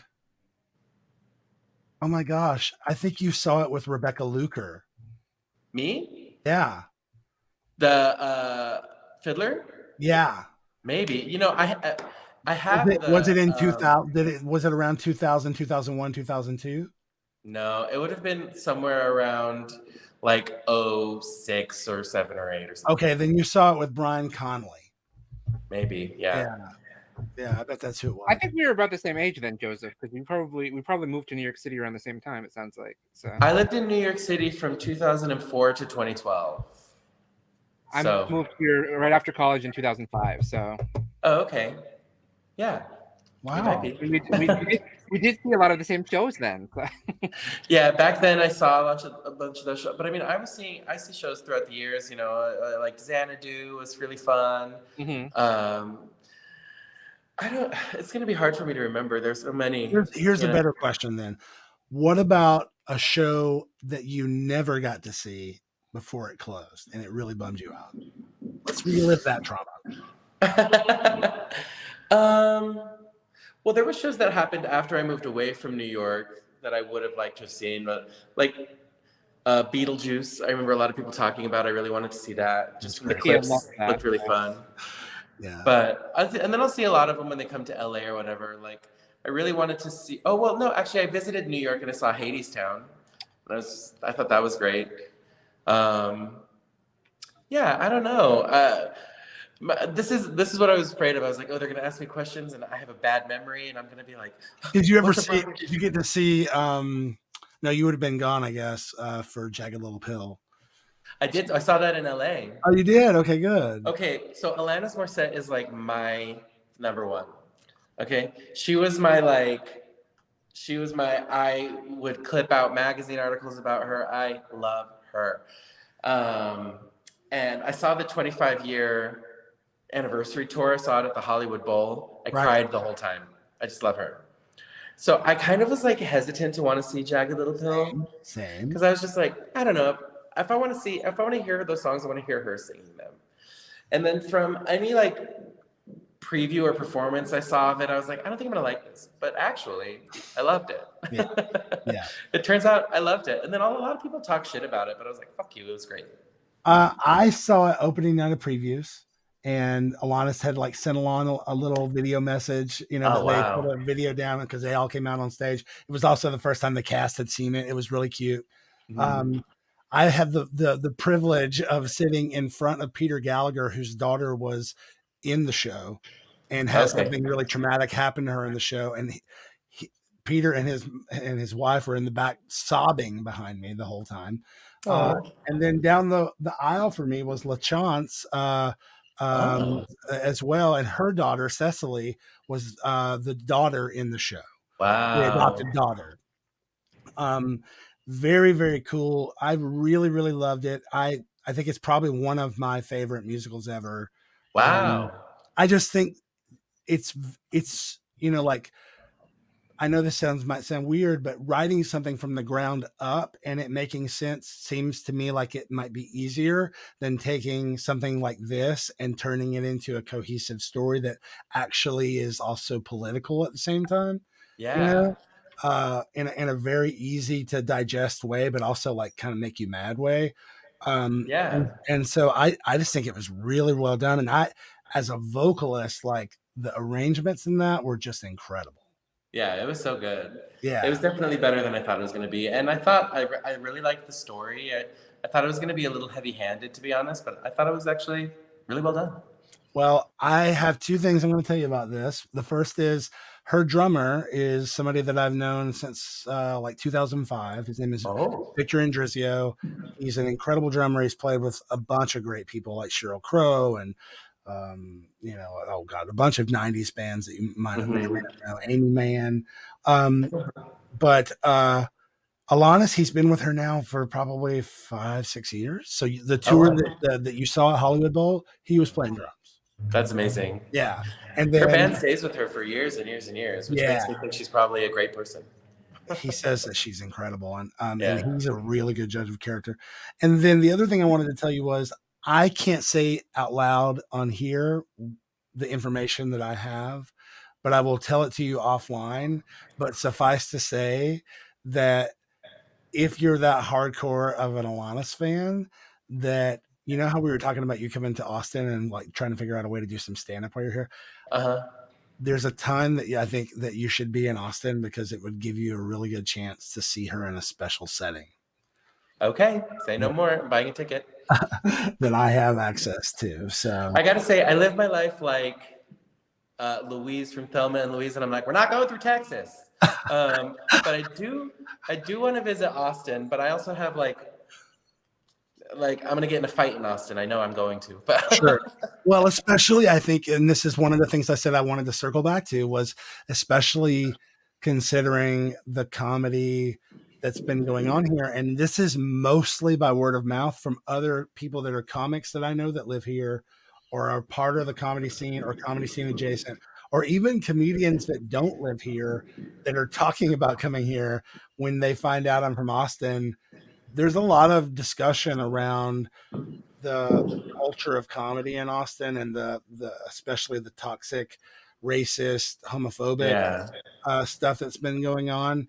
And so I'm curious, you mentioned that there was some of that out in LA too, but you don't have, Joe Rogan like buying a venue in your city and like endorsing all these crazy ass people. So what is it like for you there, and what have you been hearing as far as comedy and the scene out there about Austin? Well, I mean, about Austin, I not much beyond what you've just said. It's like Joe Rogan town, and it seems like it's such an interesting thing. Like these comedians who are like, oh, woke people or PC people are ruining comedy and all of this stuff. And I'm just kind of like, or you just can't come up with a new joke, dude. Like, it's not funny. And it's just this weird mentality that they have where they're like, they have to like double down and triple down and it's gonna be funny. And I'm just kind of like, or you can get with the times. I used to do a show for this guy who was like, he's not racist, probably, maybe. But a lot of his jokes were like racist adjacent, right? Sure. And he would make the jokes and people would not laugh. And he'd be like, oh, you guys are too sensitive. Oh, millennials are ruining comedy. I'm like, first of all, millennials are 40. My point about it is, like, for example, he would make the joke where he's like, I'm glad to see so many Asian women in the audience because that means you're not out driving, and nobody would laugh. And he'd be like, oh, come on, like, it's funny, like, and I'm just like, is that too offensive? And I'm like, it's not that it's too offensive, even though it is offensive. It's old, buddy. Yeah. It's old. That joke is old. If you got on stage, oh, do you hear that? Oh, ruckus. That guy thought it was offensive. I know. He's like, fuck you. If you got on stage and you were like, why did the chicken cross the road? To get to the other side. What? You're not laughing? What are you, a bunch of chicken lovers? It's like, it's an old joke. It's not that we're so offended, even though rightfully so we might be, but it's also like, get a new joke, man. Like, I don't know what to tell you. That's what I have never thought about it that way. That's so funny. Yeah.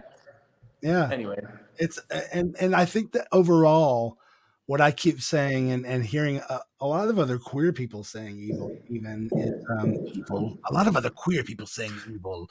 A lot of other people, queer people, saying it's evolution. Like these people, it's like evolution in real time. We're like witnessing people like not being able to adjust, and that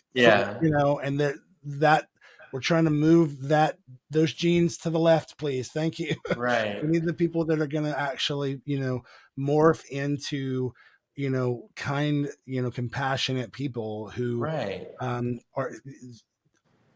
We're not fucking, maniacs and assholes. Well, some of us, probably many of us are. That's right. Right. Yeah. But, we just, none of that shit matters anymore. Like let it go. I mean, I really do think that's there.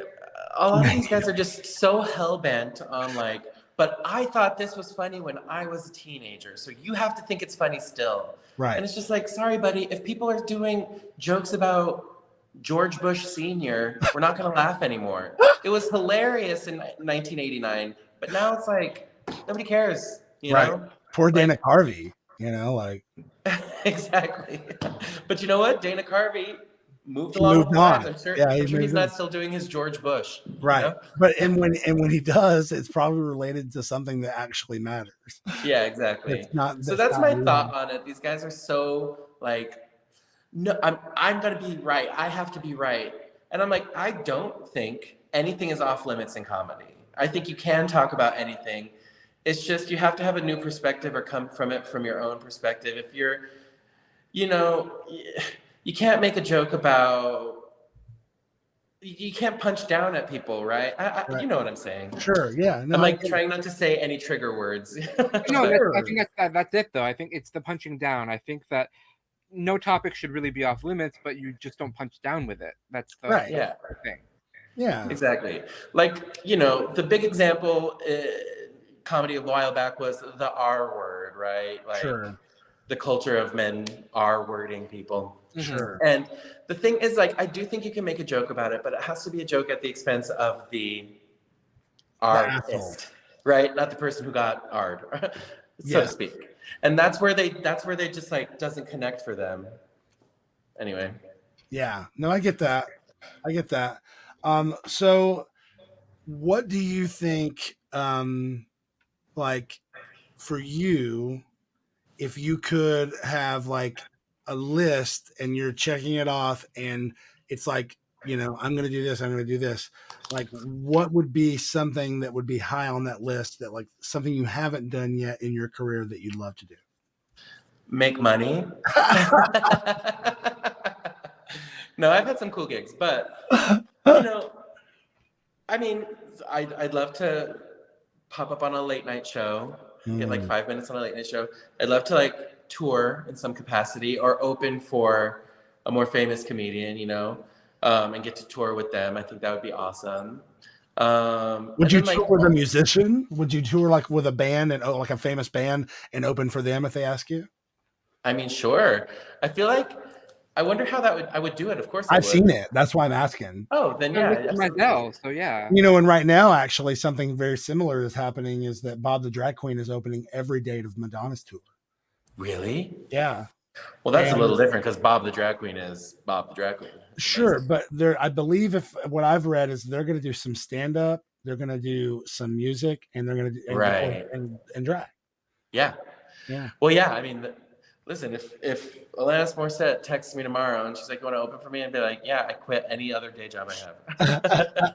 Like I saw a painter open for Kiss. Like a painter? Yeah, for like an hour before the show started, he started painting like a big like Jim Morrison or Jimi Hendrix portrait on the stage. And by the time it was time for the lights to go down, he was finished and everybody applauded. I just pictured he was like painting the like molding. It's like painting walls. Like, wow. He's on stage like with a boot, risk. like Gene Simmons boot, putting in the eye colors. Yeah, exactly. Yeah. Yeah. I think what's happening with tattoo artists actually isn't that something what Will does, Nakia? As live tattooing? Yeah. Well, for instance, this tattoo here, I didn't get the tattoo there, but I was at a music festival in Austin called Austin City Limits Music Festival, and I was an artist that year, and they had an artist area that had a tattoo artist in the corner giving tattoos. And my friend was also the person who was running that thing for the artist. And the guy was almost done. And I was like, "Ooh, I want one." And she's like, "Give him anything he wants." And when I told him what I wanted, he was like, "Oh, that's going to take too long." And then she heard him and she said, "I'll pay for it. Doesn't matter." So he had me meet him offsite later and did this huge tattoo that her company paid for or whatever. Amazing. Yeah. But ever since then, I've seen places that will have like an event. Oh, they're doing a live tattoo artist over there. You know? Oh, yeah. I've seen that at a couple events as well, actually. Yeah, I've seen live barbers at bear events and stuff where they're doing straight razors and trimming beards and or if it's at a bear event, gay razors. Thank you. I love it. But yeah, and then like ultimately, like an HBO special. Sure. Well, awesome. Unfortunately, you can't do one of those. You'll have to do a Max special. You're right. HBO still exists, Nakia. Oh, gotcha. I'm just like, yes. Oh, yes. I see. So they're still going to have HBO Studios. They're just not going to have HBO Max as the name of the streamer. Exactly. They did it so they could separate HBO from the streaming service because they didn't want. Allegedly, the insider theory is that they don't want to dilute the name and the reputation of HBO Studios with some of the things that come out on the streaming service. So, well, I would say yes to either one. All right. Well, we don't want to keep you too much more, but I did want to play another clip of you. So let's just pull this up here. This is off your TikTok, so it's a short one. Oh, okay. But I wanted to play another thing here. It might do. There we go. By the way, one of my favorite things about TikTok is picking what the cover photo is going to be. I know. It's so funny. I love picking the most fucked up poses and stuff that you can possibly find. didn't Mary just have God's baby? Well, technically he is the father, but I like to think of myself as the dad. Because you know the saying, anyone can be a father, but it takes a real man to be a dad. And I am responsible for paying for all of this stuff. So why didn't you consummate marriage? Oh, yeah, no, totally. And I want to do that. And I'm really like, looking forward to, I really want to like get in there and like show her boobs. It's gonna be so hot for sure. I want to, but things have been crazy. You know. If you want to stop me, you're gonna have to fucking kill me. Oh, Becky, you're so scary. You think so?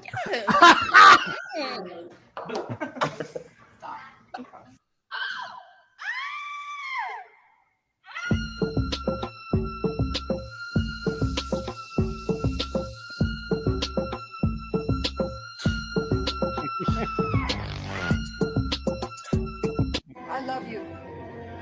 I know. I know. I was just very vulnerable with you. I told you I love you. And your response is, I know. Chewbacca. That's how you talk to a woman. Thank you. Can you believe? So sweet. Who's that? That's my boyfriend. That's your boyfriend? That's the guy I was telling you about. He's so hot. Yeah, I know he's hot. I told you he was hot. Yeah, but like, he's like actually really hot. I'm not sure I like your tone. Hey, who's that really hot guy that just walked out of here? That's his boyfriend. Excuse me? Wow. Jeez Louise. Sensitive. Butterfly in the sky. I can go twice as high. Take a look. It's in a book. A reading rainbow.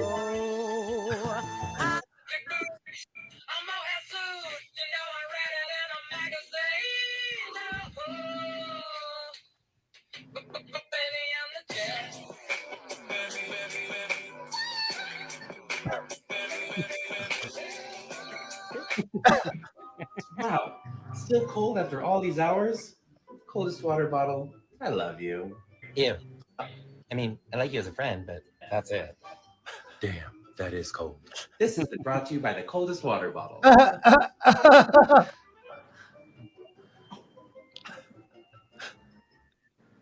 Too So funny. dumb. Those are so silly. I gotta make TikToks again. I kind of stopped for a long time. I gotta get It's back into hard, man. It's a lot. It is a lot. Do you You feel know. like that? And you know, you have a little extra insight because there's a lot of TikTokers in LA, and because they all used to be YouTubers or they're young and they never even saw YouTube, but because you used to date Z does really well on TikTok. I feel like, Mhm. you know, and like I'm like from a musician standpoint, I'm like, oh God, like how does it's you know, on the one hand, I'm like, do people really want to see me lip sync? Like obviously fake lip syncing to a song, you know, or whatever. But it seems to work for so many people. But then when I go to do it, I just feel like, oh, it's such a drag. I don't know. It feels so weird. Yeah. I mean, the thing about TikTok is you just really have to be consistent and kind of like trudge through the many, many videos with no views until you get the random one that hits, you know, Right. you try a lot of different things. And then what can also be the thing about TikTok is sometimes it gets a little pigeonholy. Like when you have the thing that hits, then people who follow you want to keep seeing you do that same thing. Interesting. You know? Do they comment and say like, no, more of this? Yeah, I mean, you'll see it in your views, right? You'll do something that people really love, and then you try to do something different, and it's like no reaction. Right. And then you do that thing again, and they really like it, right? So that's kind of it. Just you got to be like really consistent, and that's why I kind of stopped because I was just tired of trying to do like my twist on a trend or come up with another video that you have to like film all the spots and edit it all together and then like hope that this one gets views, and sometimes it's really demoralizing when it doesn't, and then try to have to like let go of that, and it's a lot, you know. It's a lot. You can't afford therapy right now. So. Exactly. So Well, but yeah. Again, thanks for being here. I put your Instagram here, but I think it's also TikTok, right? My Instagram, my TikTok, my Twitter, everything. I have a weird name, so I use it for everything. Your OnlyFans. Yeah, right. My only fan. It's just me.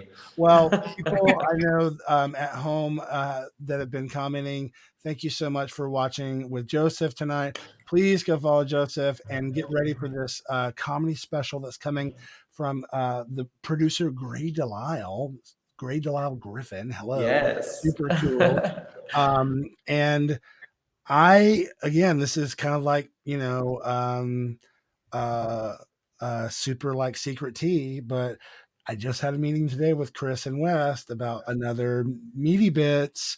So we're coming back to CCBC to Western Exposure. We're going to do another one.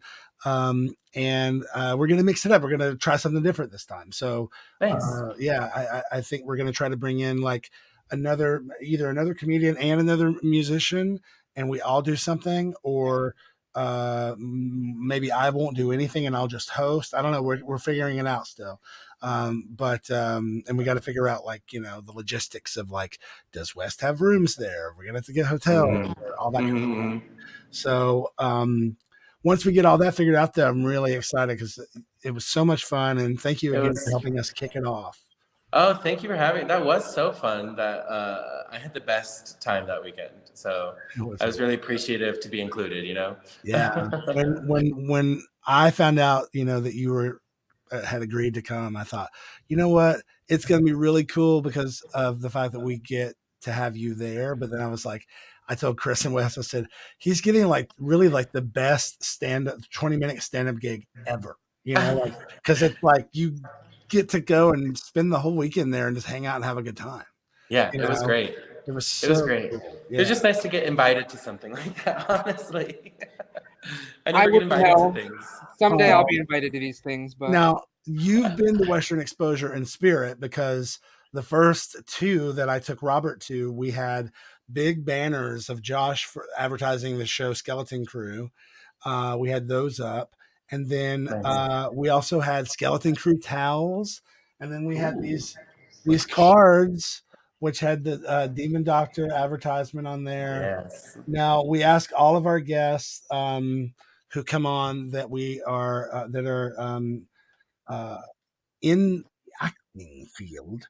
Would you ever consider being in a SideKick Productions show? Of course I would. I would love that. Are you kidding me? Right. Well, we're going to send you off with the trailer for one of those said shows. This is the trailer for season 2 of Demon Doctor. Joseph Schles, thank you so much for being here. Thank you. This has been so fun. Really appreciate it. And we would love to have you back another time. Absolutely. I never do anything, so I'm free. Bye. Bye, everyone.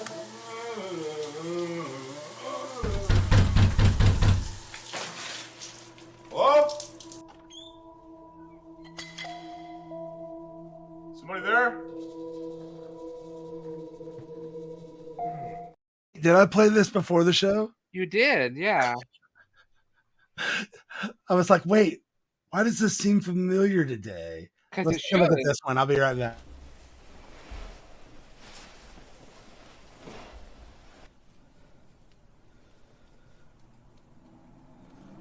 Oh, hey. How was the flight? It was great. Thanks for meeting me at the airport. Uh-oh. Sir, you look stressed. Would you like a relaxing massage and blowjob? Yes. It's like a house of cards, and if I blow the wrong way, it's all just gonna come crashing down. I'm worried about me and Anthony, Tom. What's that for? We're living together. We love each other. But we're just not a team anymore. I get it. Adulting is really, really, really, really hard. I've decided I know what I'm going to do with the rest of my life.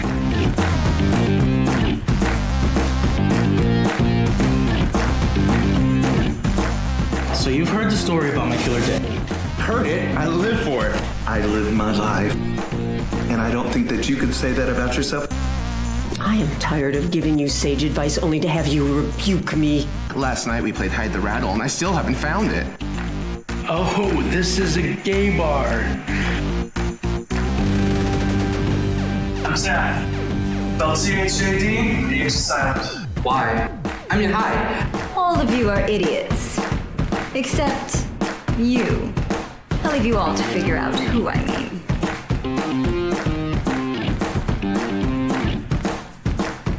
I wouldn't lie to him. And I don't see any reason to hide the truth from my friends, family, and loved ones. I know the owners. Almost arrested most of them at some point. They're a great bunch. That way of life gets old. That way of life? Or just you? I guess it's good that I have such a great sense of self-confidence. I'm looking for a real bear god. Who changed the light bulb in the sex spot? It's way too bright in there. Don't you remember the good old days of playing male prostitute in the backyard with your buddies? It's only prostitute now. Gender's dead.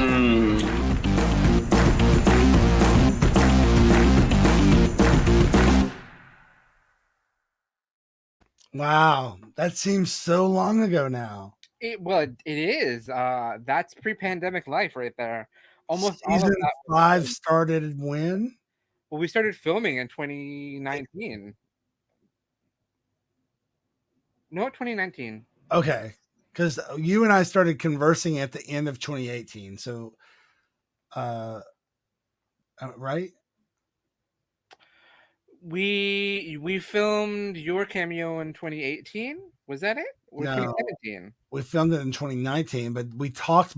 No, we didn't film your cameo in 2019. Yeah, we did. No, we didn't. That's impossible. Oh, my cameo in season 4. It was in 2018. You're right. Yes. I was gonna say. Yeah. That's impossible for us.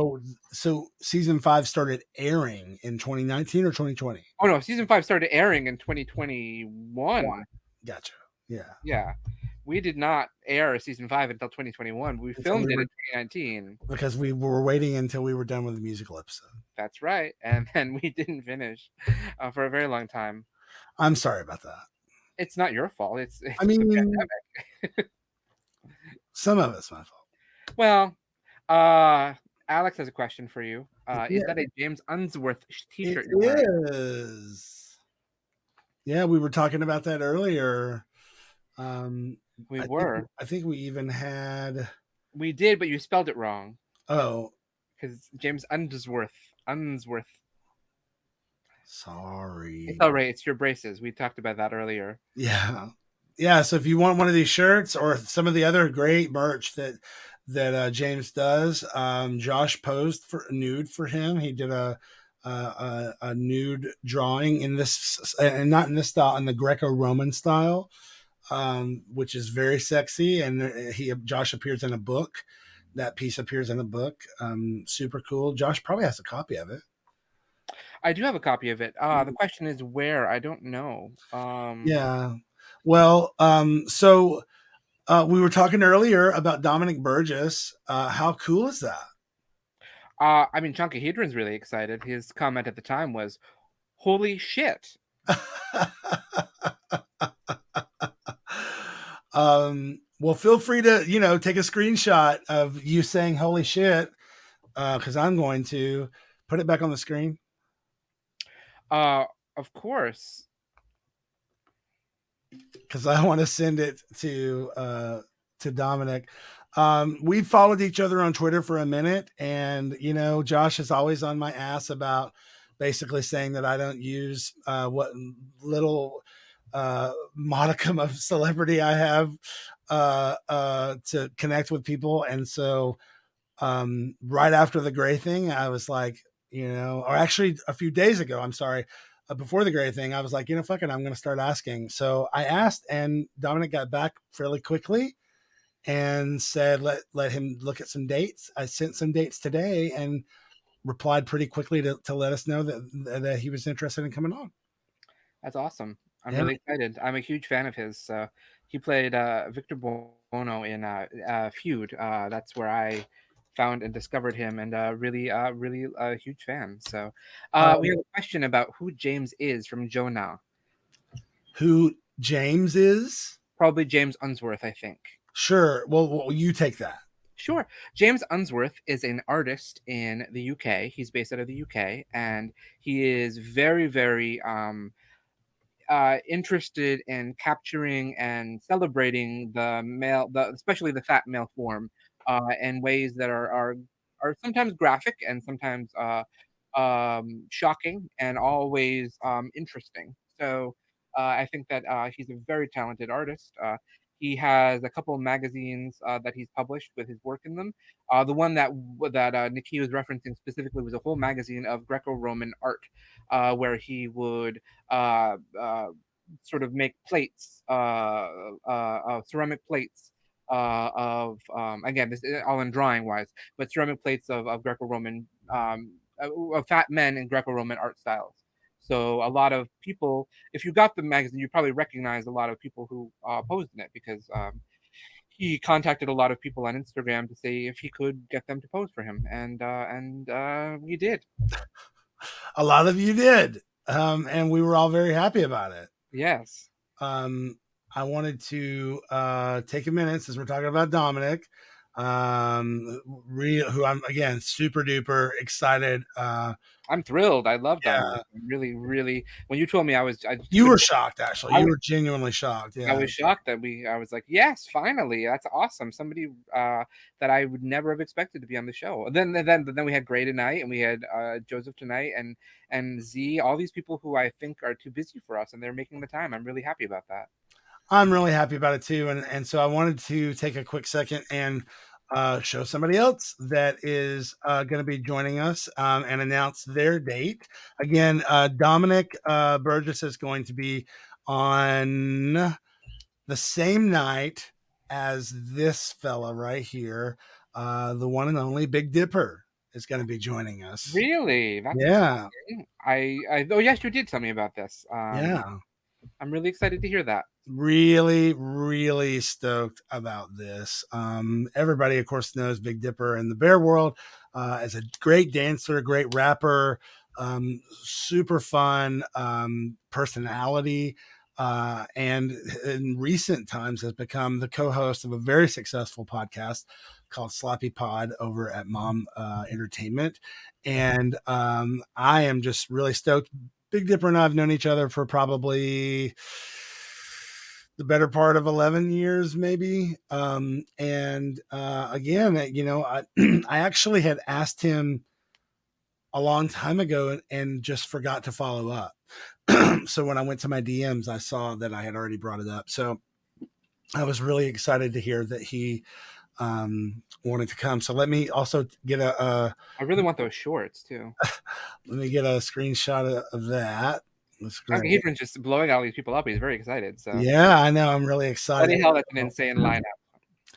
Yeah. Help us know that Chunkahedron's from the UK. So. Yes. But I did want to take a minute to shift gears. We've got some more guests that we want to announce, but I also don't want to announce them all tonight. Of course not. No. Because we've got several. So tonight, like for instance, next Monday night, that's what we need to talk about because I have a pitch for you about who we should bring on next Monday night. Oh no. I had spoken to some artist friends of mine here in Austin named Cherry and Grote, and I was going to see if they could come on and take up a big chunk of the time. They are queer artists. They don't really have any presence on social media yet, which is like really exciting. They're just kind of getting started. And so if that would be cool, I would love to have them on. We don't have anybody else planned, and I think it'd be cool. I think that sounds great. I love queer artists, so that's awesome.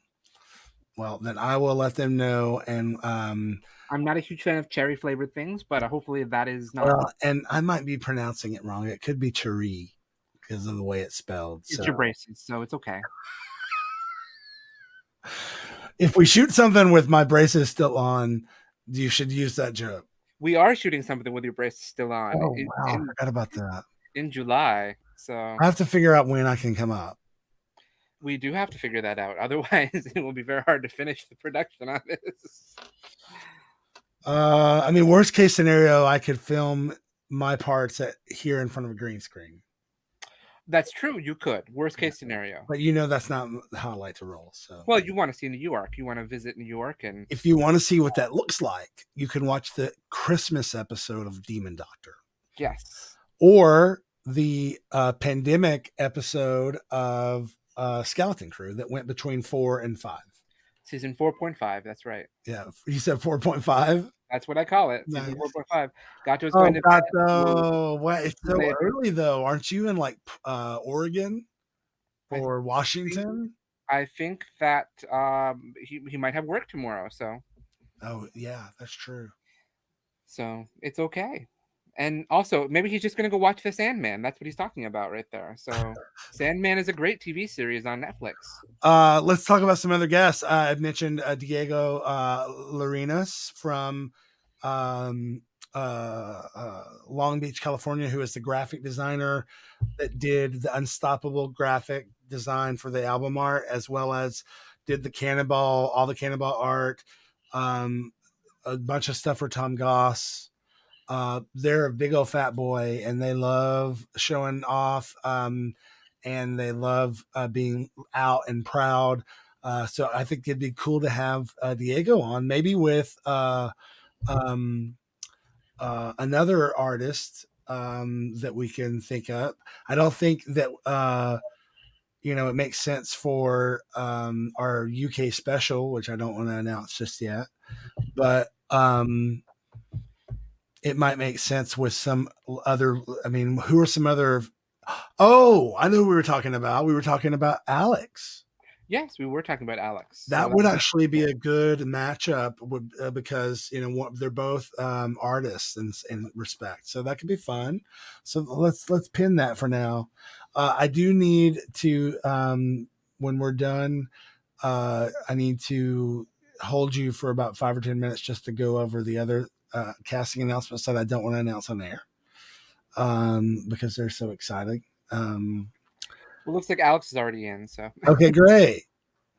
Alex, do you have any merch? See, you've already spoiled. Chunkahedron's all excited now. UK special. What is this? Well, suffice to say that we have already confirmed. Let it linger. Let it. You have to let it linger, like that song from the 80s. That's not from the 80s. Number one, it's from the 70s, 90s, and it's also the source of it's a direct link to a really difficult moment in my young college freshman life. What is it? Didn't Tiffany sing it though? No, the Cranberries. Didn't they sing that zombie song? They did, and unfortunately, the lead singer, of course, died a few years back from zombies. No, from unfortunate circumstances. I'm sorry to hear that. Yeah, but I believe that's correct. I mean, Chunkahedron would know because I believe that she was either Irish or Scottish. Robert and I have been looking into going to the UK, though. Jonah says that Nakia and Jonah's boyfriend both on the couch said it wasn't an 80s song in unison. So I've never seen the name Jonah pronounced that way or spelled that way. It's really cool. Well, it could be a choice for social media purposes. Oh, sure. Yeah. Oh, and Chunkahedron confirms Irish. Gotcha. That she was Irish and Chunkahedron is... Chunkahedron is not Irish, I believe. Chunkahedron, I think you're from Wales, aren't you? Wales. I hope I'm right about that. I could be wrong. Okay. No, I think Scotland because he knows Ned's. So. Okay. Yeah. Yeah, I was right. Scottish. Chunkahedron Scottish. Sorry, I know how sensitive that can be. Okay, I'm going to go to Scotland. Well, yes, that's definitely one of the things that we want to do is pop over to Scotland because London is a city like I've always wanted to visit the most and have never been able to. So that's the first place that I would go, and then we would bounce around from there.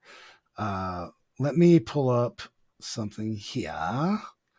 I was right. Jonas is a screen name. So Gotcha.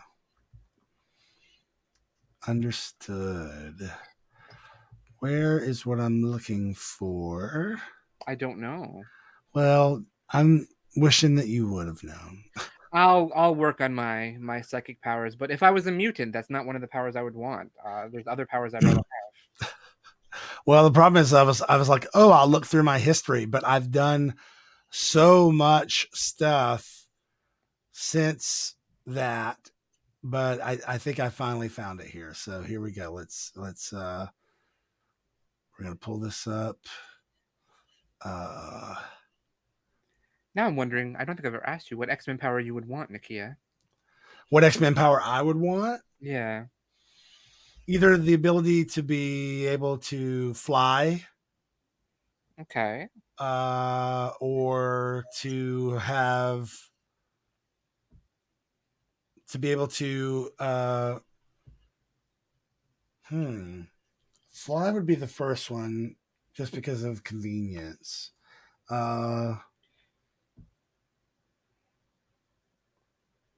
So fly like Angel with wings, or fly like Storm with the wind, or fly like Magneto. So using levitation. Okay. Yeah. So I would say probably like, I'd go more the Professor X route with the telekinesis. Well, Professor. Oh no, not that. That's Phoenix. Yeah. Professor Xavier only has telepathy. Telepathy, right? Yeah. So no, I would say, do I want to read minds? I don't think I do. That's the same reason I don't want to be invisible. I don't think I want to know what people are thinking about me. I don't want to be out of the room, then think I'm out of the room, and then all they do is fart. That just seems like it ruins the vibe of who they are. It might pay off for other things. North Star Flight is ACEs, speed, power, lift. Interesting. Alex is talking, of course, about North Star, which is, I believe, the first openly gay X-Men character. Okay. There's so much confusion with the X-Men right now because they're slowly creeping into the MCU because of the deal with 20th Century Fox, obviously, where they were absorbed, acquired by Disney. So, in the MCU, the first mutant that we officially know of is Ms. Marvel. Spoilers. Well, I mean, the show's been out for over a year. Geez, yes, but some people might not have had a chance to see it. They don't live on Disney Plus, Nakia. Well, most people do. No, I'm just kidding. I did want to share with the thing that you were looking for. Yeah, I found it. Yay! Okay, so here we go. It's time here. Let's get this ready.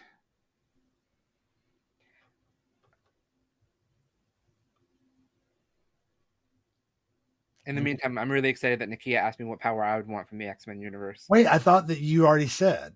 No, I said I wouldn't. I said I wouldn't want that power. Oh, okay, gotcha. All right, so what power would you want? It's very obvious. I would want Mystique's power. I'd want shapeshifting. Oh, I forgot about Mystique. I would take shapeshifting over flying, I think. No, I would take flying, shapeshifting, then no. Flying, shapeshifting, and what's the thing where you can walk through walls? Phasing? Phasing. Yeah, that. You would want Kitty Pryde's power. Yeah. Okay. So, but for now, unfortunately, fortunately, we are at our next segment, which we're calling. If you are just joining us, though, thanks for being here. This is SideKick Power Hour Live. We do this every Monday night at 7 p.m. Eastern Time. And I am Nakia. This is Joshua R. Pangborn, my co-host, who is the founder of SideKick Productions, which is where the Crooniverse began. So welcome to our show. And earlier tonight, we had on the incredible Joseph Schles, very funny, super cute. One of my favorite things was that during his what am I trying to say? During his comedy set at Western Exposure at Meaty Bits, his shirt was showing Pika Belly. And it was super cute. I don't know if he did it on purpose or not, but it was super cute. Okay. And then after that, we had Gray DeLisle Griffin, which we were just all. I think a lot of people will be very excited because I know how many people in the Crewniverse themselves are very huge fans of Avatar: The Last Airbender. So to have the voice of Azula on was something that people would be really excited about. I don't feel like you've seen the Avatar: The Last Airbender. I haven't. You might not enjoy it, I think. But and Jonah says that Joseph is coming to San Francisco to do their bear show for Pride. Ooh, nice. You gotta go. Chunky Hedron has a good suggestion. We should maybe compile a playlist on the Discord. Ooh, that is a good idea, Chunky Hedron. So Meaty Bits, you're doing another round of it. So I'm going to be invited to perform and do my stand-up and everything. Well, I've never seen your stand-up. Why don't you give us a little bit now? Well, I don't want to spoil it. I mean, I don't want to waste it when I have the chance to. I mean, you heard it when Gray DeLisle talked to him on the show. She talked about tight butts, and I said that's why I'm so popular at the gym. So she was the voice of who? Azula. Azula is one of the main villains of Avatar: The Last Airbender. Well, and she's the voice of Daphne, one of the main voices of Daphne for the past couple decades, which is pretty cool. Gray has done some amazing work. So if you are a huge fan of animation, you've probably encountered Gray's voice. We didn't even get to talk about her work on She-Ra, which I am a huge fan of, the new version of She-Ra. Oh, yeah. Well, hopefully Gray will come back. Hopefully. Yeah, I felt like she had a good time. I think so. I mean, what a perfect, she knows how to be on a show. Yes. Well, she's probably done this a billion times. So. Yeah. You talk about there's no telling how many early morning shows she's been on and all this other kind of podcasts, whoever else. Her opening bit about, I told my son, yes, I'm so famous, I'm the replacement guest. So good. Or my butthole was all clenched up. Mm-hmm. She knew her audience. It was very smart. Yeah, that's true. Yeah. So our godson Jimmy has strep again. Oh no. That's sad. His mom was supposed to go with us tomorrow night to see The Little Mermaid, but she can't go. So you're going with your godson and not her? No. She's staying home with him. So you're going to see Little Mermaid without them? Yeah. I have not seen The Little Mermaid. I know that Ashley saw Little Mermaid and she really liked it, and also Christian liked it a lot too. I know that I am going to probably see it when it streams at Disney Plus. But I do know that the makeup artist for Melissa McCarthy is getting a little upset that people are calling him out for not being a queer makeup artist. Interesting. Well, I noticed that Willem posted was reading the makeup artist for not doing the correct brows.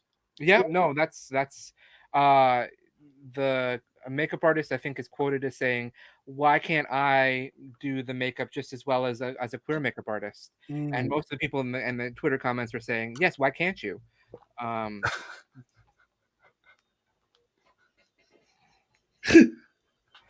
No. So it's very unfortunate that the makeup artist set themselves up for that.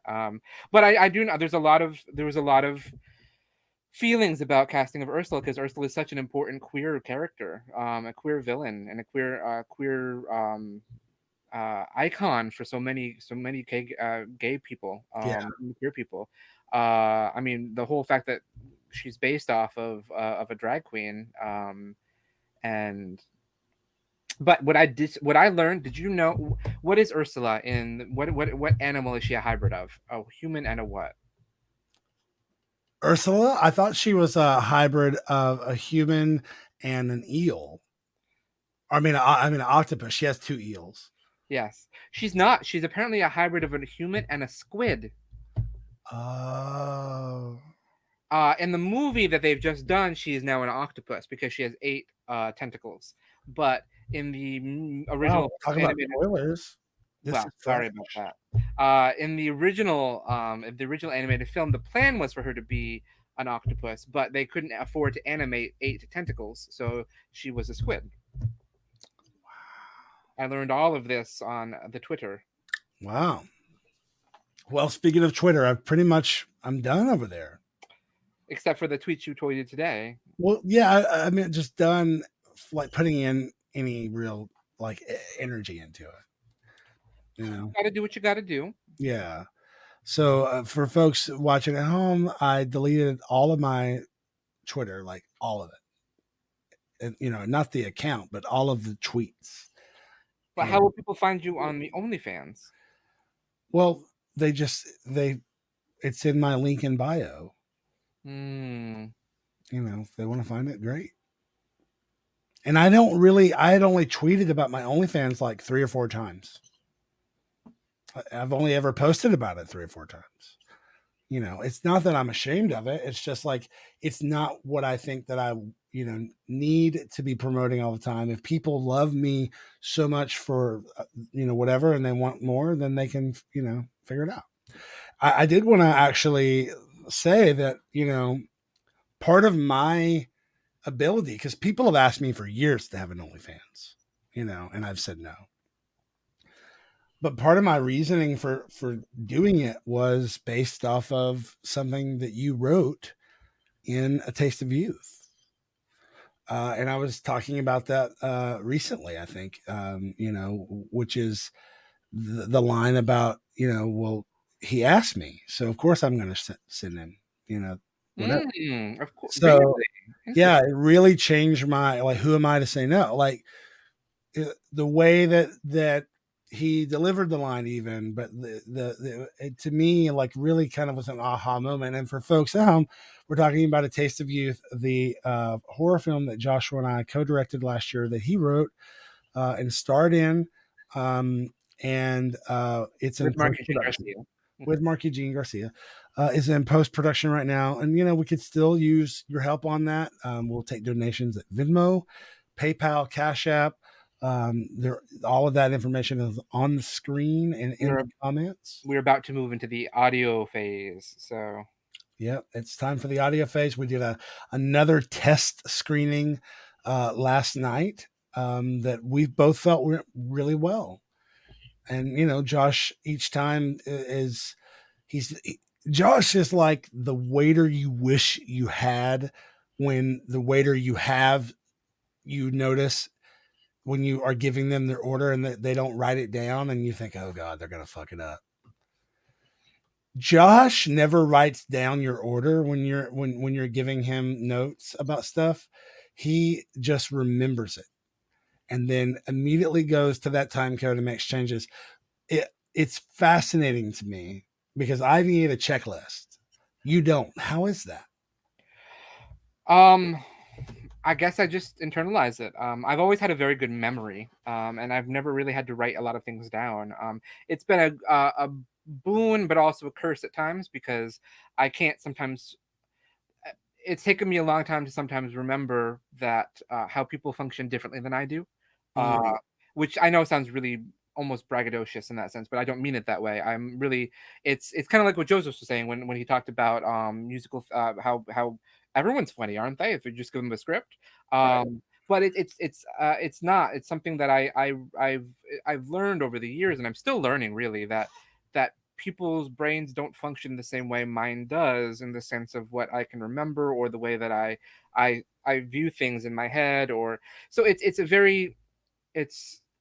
it's really interesting and difficult at times, having that experience, because it makes me go, oh, why can't you just be on the same page as me? But then I realize, oh wait, other people's pages are made of different paper than mine, or whatever it is. Wow. Crazy analogy. I guess I'm known for my craziness. So see, that's another thing I'll put in my stand-up right there, for me to go to Western Exposure and be the part of Meaty Bits. So I'll even do a belly peek if that's what you want, a peekaboo. We've seen lots of belly peaks from you. Thank goodness. You've seen more than that from me. And when you get to A Taste of Youth, you might see more. But that's another story. But unlike you, no one has asked me for an OnlyFans, so you'll never see that. So, You know, I thought we had that GIF of you dancing that I made, but it's not on here. I don't think so. We have a GIF of Chris Farley, I think, dancing, and the ogre. Yeah, we have. Yeah, we do, but that's not. Yeah. Although we should probably not use that anymore because I know he was not very comfortable with that sketch. So. Oh, wow. It changed my life. It changed a lot of people's lives, I think. But I think for him, it was one of those really that's I think a sketch that SNL apparently did out of more of a malicious intent than it was a joke that he was. It was definitely laughing at, not laughing with. I see. Yeah, which is unfortunate for sure. Speaking of Ru, did you see Friday's episode of RuPaul? I did. I thought we would take a moment to talk about it. For folks watching at home, if you have not seen this week's episode of RuPaul's Drag Race All Stars Season 8, now is the time to either mute until you see the spoilers tag is gone on the screen, or if you're watching later, now is or listening later, now is the time for you to pause and go to whatever spot that I will overdub into this section. But not music, because apparently we'll get right. We got to be really careful about that. We don't need to get suspended on our biggest platform. I mean, for me, I wasn't disappointed in Jimbo winning. I just again felt like I was disappointed that we're not showing more love for Heidi. And I'm guessing that Heidi is got more good critiques that they didn't air because she was okay with being safe, this week. But Heidi's trailer was not very good. But her part of it was good. Okay. I thought it was funny. I did not think it was funny. I thought she gave a really funny performance. I think that's their performances. I feel like were probably a big reason why they were both safe. I think that Lala Ree's outfit why they're trash. safe. Lala Ree's outfit was trash. Well, we're not going to criticize people's outfits because they spend a lot of Lala money. Ree's outfit was less than stellar. It was less than. It wasn't giving. But no, I mean, I think you're right. Their performances were exactly why they were safe because they weren't very strong. Okay. And I'm taking it also from a writing standpoint. That trailer didn't make any sense at all. Well, no, I mean, sure, absolutely, it did not. But that was kind of the point. Is for them, they went with the be super silly and hope to make everybody laugh about that trope, and I thought they did a good job of that, and yes, they were safe because of it, everything else, but I just feel like I don't know, it just as far as trailers go, I actually think that Darian's and James was actually a better trailer than what we saw from Heidi and Lala. Well, as far as like having a storyline and like a beginning, middle, and end. Yes. Yeah. So I think it's really hard for me to go from which one. I mean, do we want one that's going to make me laugh, but isn't a trailer, or one that is a trailer but it has very boring. Well, and the other thing to think about is, as soon as they said their concept, I thought, oh, Run Queen Run about kidnapping is one movie. It's not a series. They were supposed to be making a series. So from that perspective, nobody would really watch a movie where you're just kind of constantly, or a show probably where you're constantly catching and releasing the same person. But I thought that Jimbo's group's trailer was very. I mean, obviously it's a horror thing, so I'm biased, I suppose, in that sense. But how fun was it to see Chanel as the again? I was gobsmacked. I love Chanel. Also, perfect for her because I'm pretty sure she was the first person to show her ass on the runway. I think so too, from season 1. So. Yeah. So I just thought it was fantastic. I love when we see them bring back these queens from earlier seasons, especially queens who by the time they were on Drag Race were already seasoned. Mm-hmm.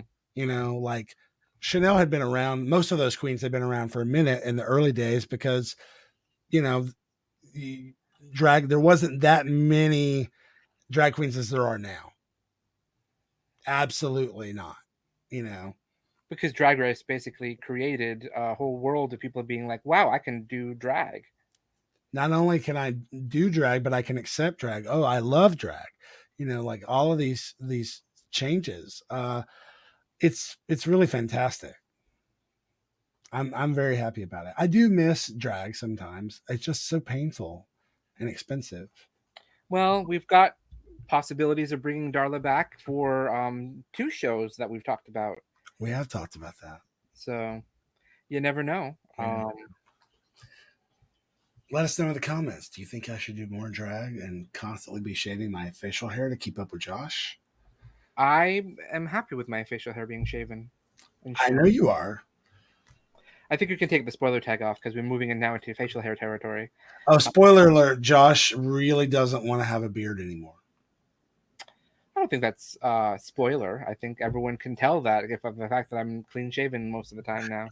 Also, Chunky Hedron says, "Is this where you start campaigning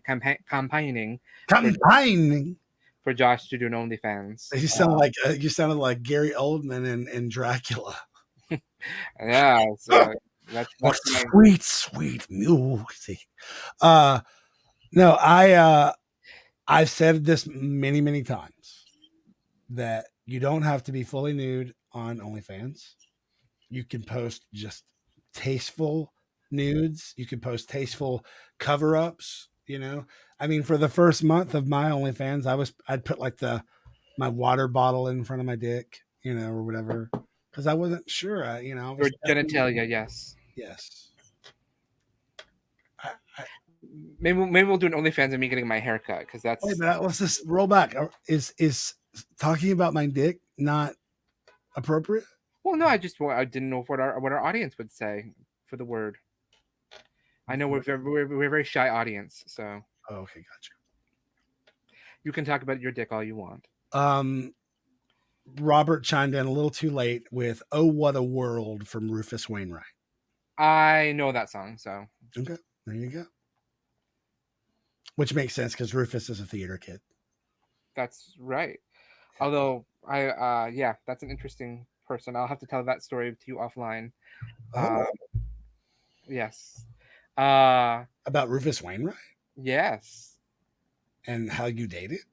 That's right. Rufus and I were lovers, and it's been a really wonderful. I don't even know if he's his 50th birthday is happening soon, and it's he's got Tig Notaro is on the bill, Jimmy Fallon, a handful of other people, and it's in either upstate New York or Connecticut. Another event I'm not invited to. I can't get invited. But he's your ex. Why would he invite you to the birthday party? I can't get invited to Cannonball. I can't get invited to Western Exposure. I can't get invited. You have an open invite to Western Exposure. You just have to register. I can't get invited to Bigger Vegas. So Bigger Vegas is happening next week. I've had 2 chubs reach out to me today and say, please tell me you're going to be in Vegas next week. Tidal Wave is happening next week. No, Tidal Wave. Sorry, I love them both, but they happen now at the same location. So it's really weird to try to remember. Although you said you were contacted by Bigger Vegas about performing. Well, we've discussed some stuff, but I can't get Garrett to hit me back up. You'll have to hit him up, seduce him. I don't know. Here, I'll just text him right now. There we go. That's perfect. But if anyone does have suggestions on haircuts, I am getting a haircut this week because I am starting filming this Sunday. So I do need to get my haircut. So feel free to send me with some suggestions. I'm not doing a buzz cut, so we won't do that. So season 1 and 2 of Skeleton Crew Anthony will not be having that hairstyle back. Well, I'm a fan of season 4 haircuts, Anthony. You know, it's really, really, really, really good. Let's see. Let's do Joshua R. Pangborn. Skeleton Crew Anthony. Images. That's season 5. Let's see what you're suggesting for 4. Hang on. I'm hanging. I'm hanging by a prayer.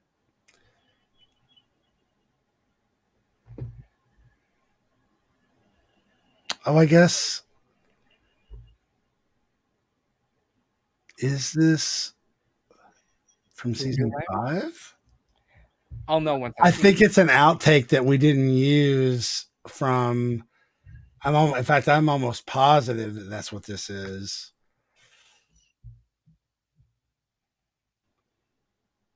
This is definitely from season 5. I can see it in the. I would do that hairstyle again. I think this looks really cute on you. It's not the full buzz cut from season 4. My favorite look of yours is when you're in episode 4 or 5 in the mental asylum, where oh, I know which one you're talking where about. the two of them put on a show for you. Yeah. What episode is that? The one where they put on a show for me. Well, that is episode 8, I think.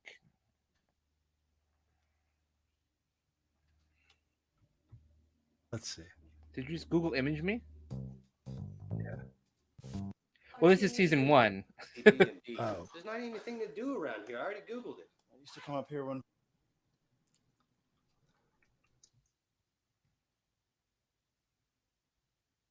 Season 3, episode 8. Season 4, Shattered. That's when I'm in. Yeah. 5, episode 8. I think it's. I don't know why season 4, episode 8 is not popping up. I guess it wasn't a very popular episode. That's wild. Okay, well, let's go to season 6, and then we'll just do this. So, just wait for me to pop up in a really second think here. You can get my penis to work again. Let's take things slowly, Hunter. I always tell my new patients it's important that they don't. Again, or you owe me. Well, here we go. That's a terrible. That's short. I think this looks adorable. I think it's too short.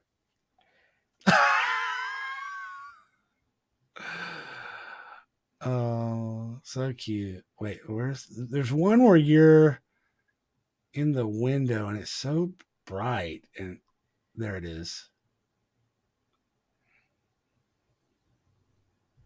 Oh, Ashley, that congratulations. That's amazing. What do you mean, kind of? I haven't said yes yet. That's not a good sign. Well, I haven't been able to say much of anything to anyone from in here, so So? There's something that I have been It's keeping another from him, and I section need that to I'm tell him, thinking and I of. don't know how to. I think you're thinking of episode 5. I know what we can do. Come with me. Come, you wasp. I faith you are too angry. If I be waspish, best beware my sting. Oh, my remedy then be to pluck it out. Oh, that's if the fool can find where it lies. Who knows? Not Love where this. a wasp decided sting. So good. So funny. All right. Well, we're nearing the end of this episode of SideKick Power Hour. The Chonkahedron says, Josh always looks adorable no matter what, though. This is true. I'm loving this androgynous look that we're getting tonight. This kind of like Velma meets Daphne meets Harvey Guillen moment. It's really great. Next week, sounds like we're going to have Cherry and Groat. And I'm excited about that. I'll have to dig up some kind of I don't know. Maybe they have a website. I just happened to see them performing here in Austin recently at an event. And again, like I don't even remember if they were on the bill. It's like, anyway, Josh is a British actor. I'm so happy that you said that, Blush Hubert. I would love to be a British actor. I just heard from Garrett. He's in Austin actually. Oh, well, you should probably have tea and I sure hope so. And we can talk all about you. We want to thank everybody for being here. Don't forget, a portion of this broadcast have clearly been pre-recorded and YouTube is pissed at us about it. And then don't forget that we would love your support over at patreon.com/SideKick Productions. It is that I think the best way to support us, because it's a monthly gift. You can come in as low as $3, I believe. And many of you do. You get access to the Discord server, which is kind of quiet right now. Just I know, saying. if you're on the Discord, just chat us up a little bit. Yeah. I keep mentioning things, but nobody's really talking on there. So Yeah. But we appreciate everybody being here. Thank you again, Josh, for another fun episode. I had a blast. And thank you to our guests, Joseph Schles, as well as Gray DeLisle Griffin. So cool. What a great night of guests. It was a really nice night. Yeah. We will be back next week, June the 5th, Monday at 7 p.m. Eastern. Thanks so much. Bye-bye.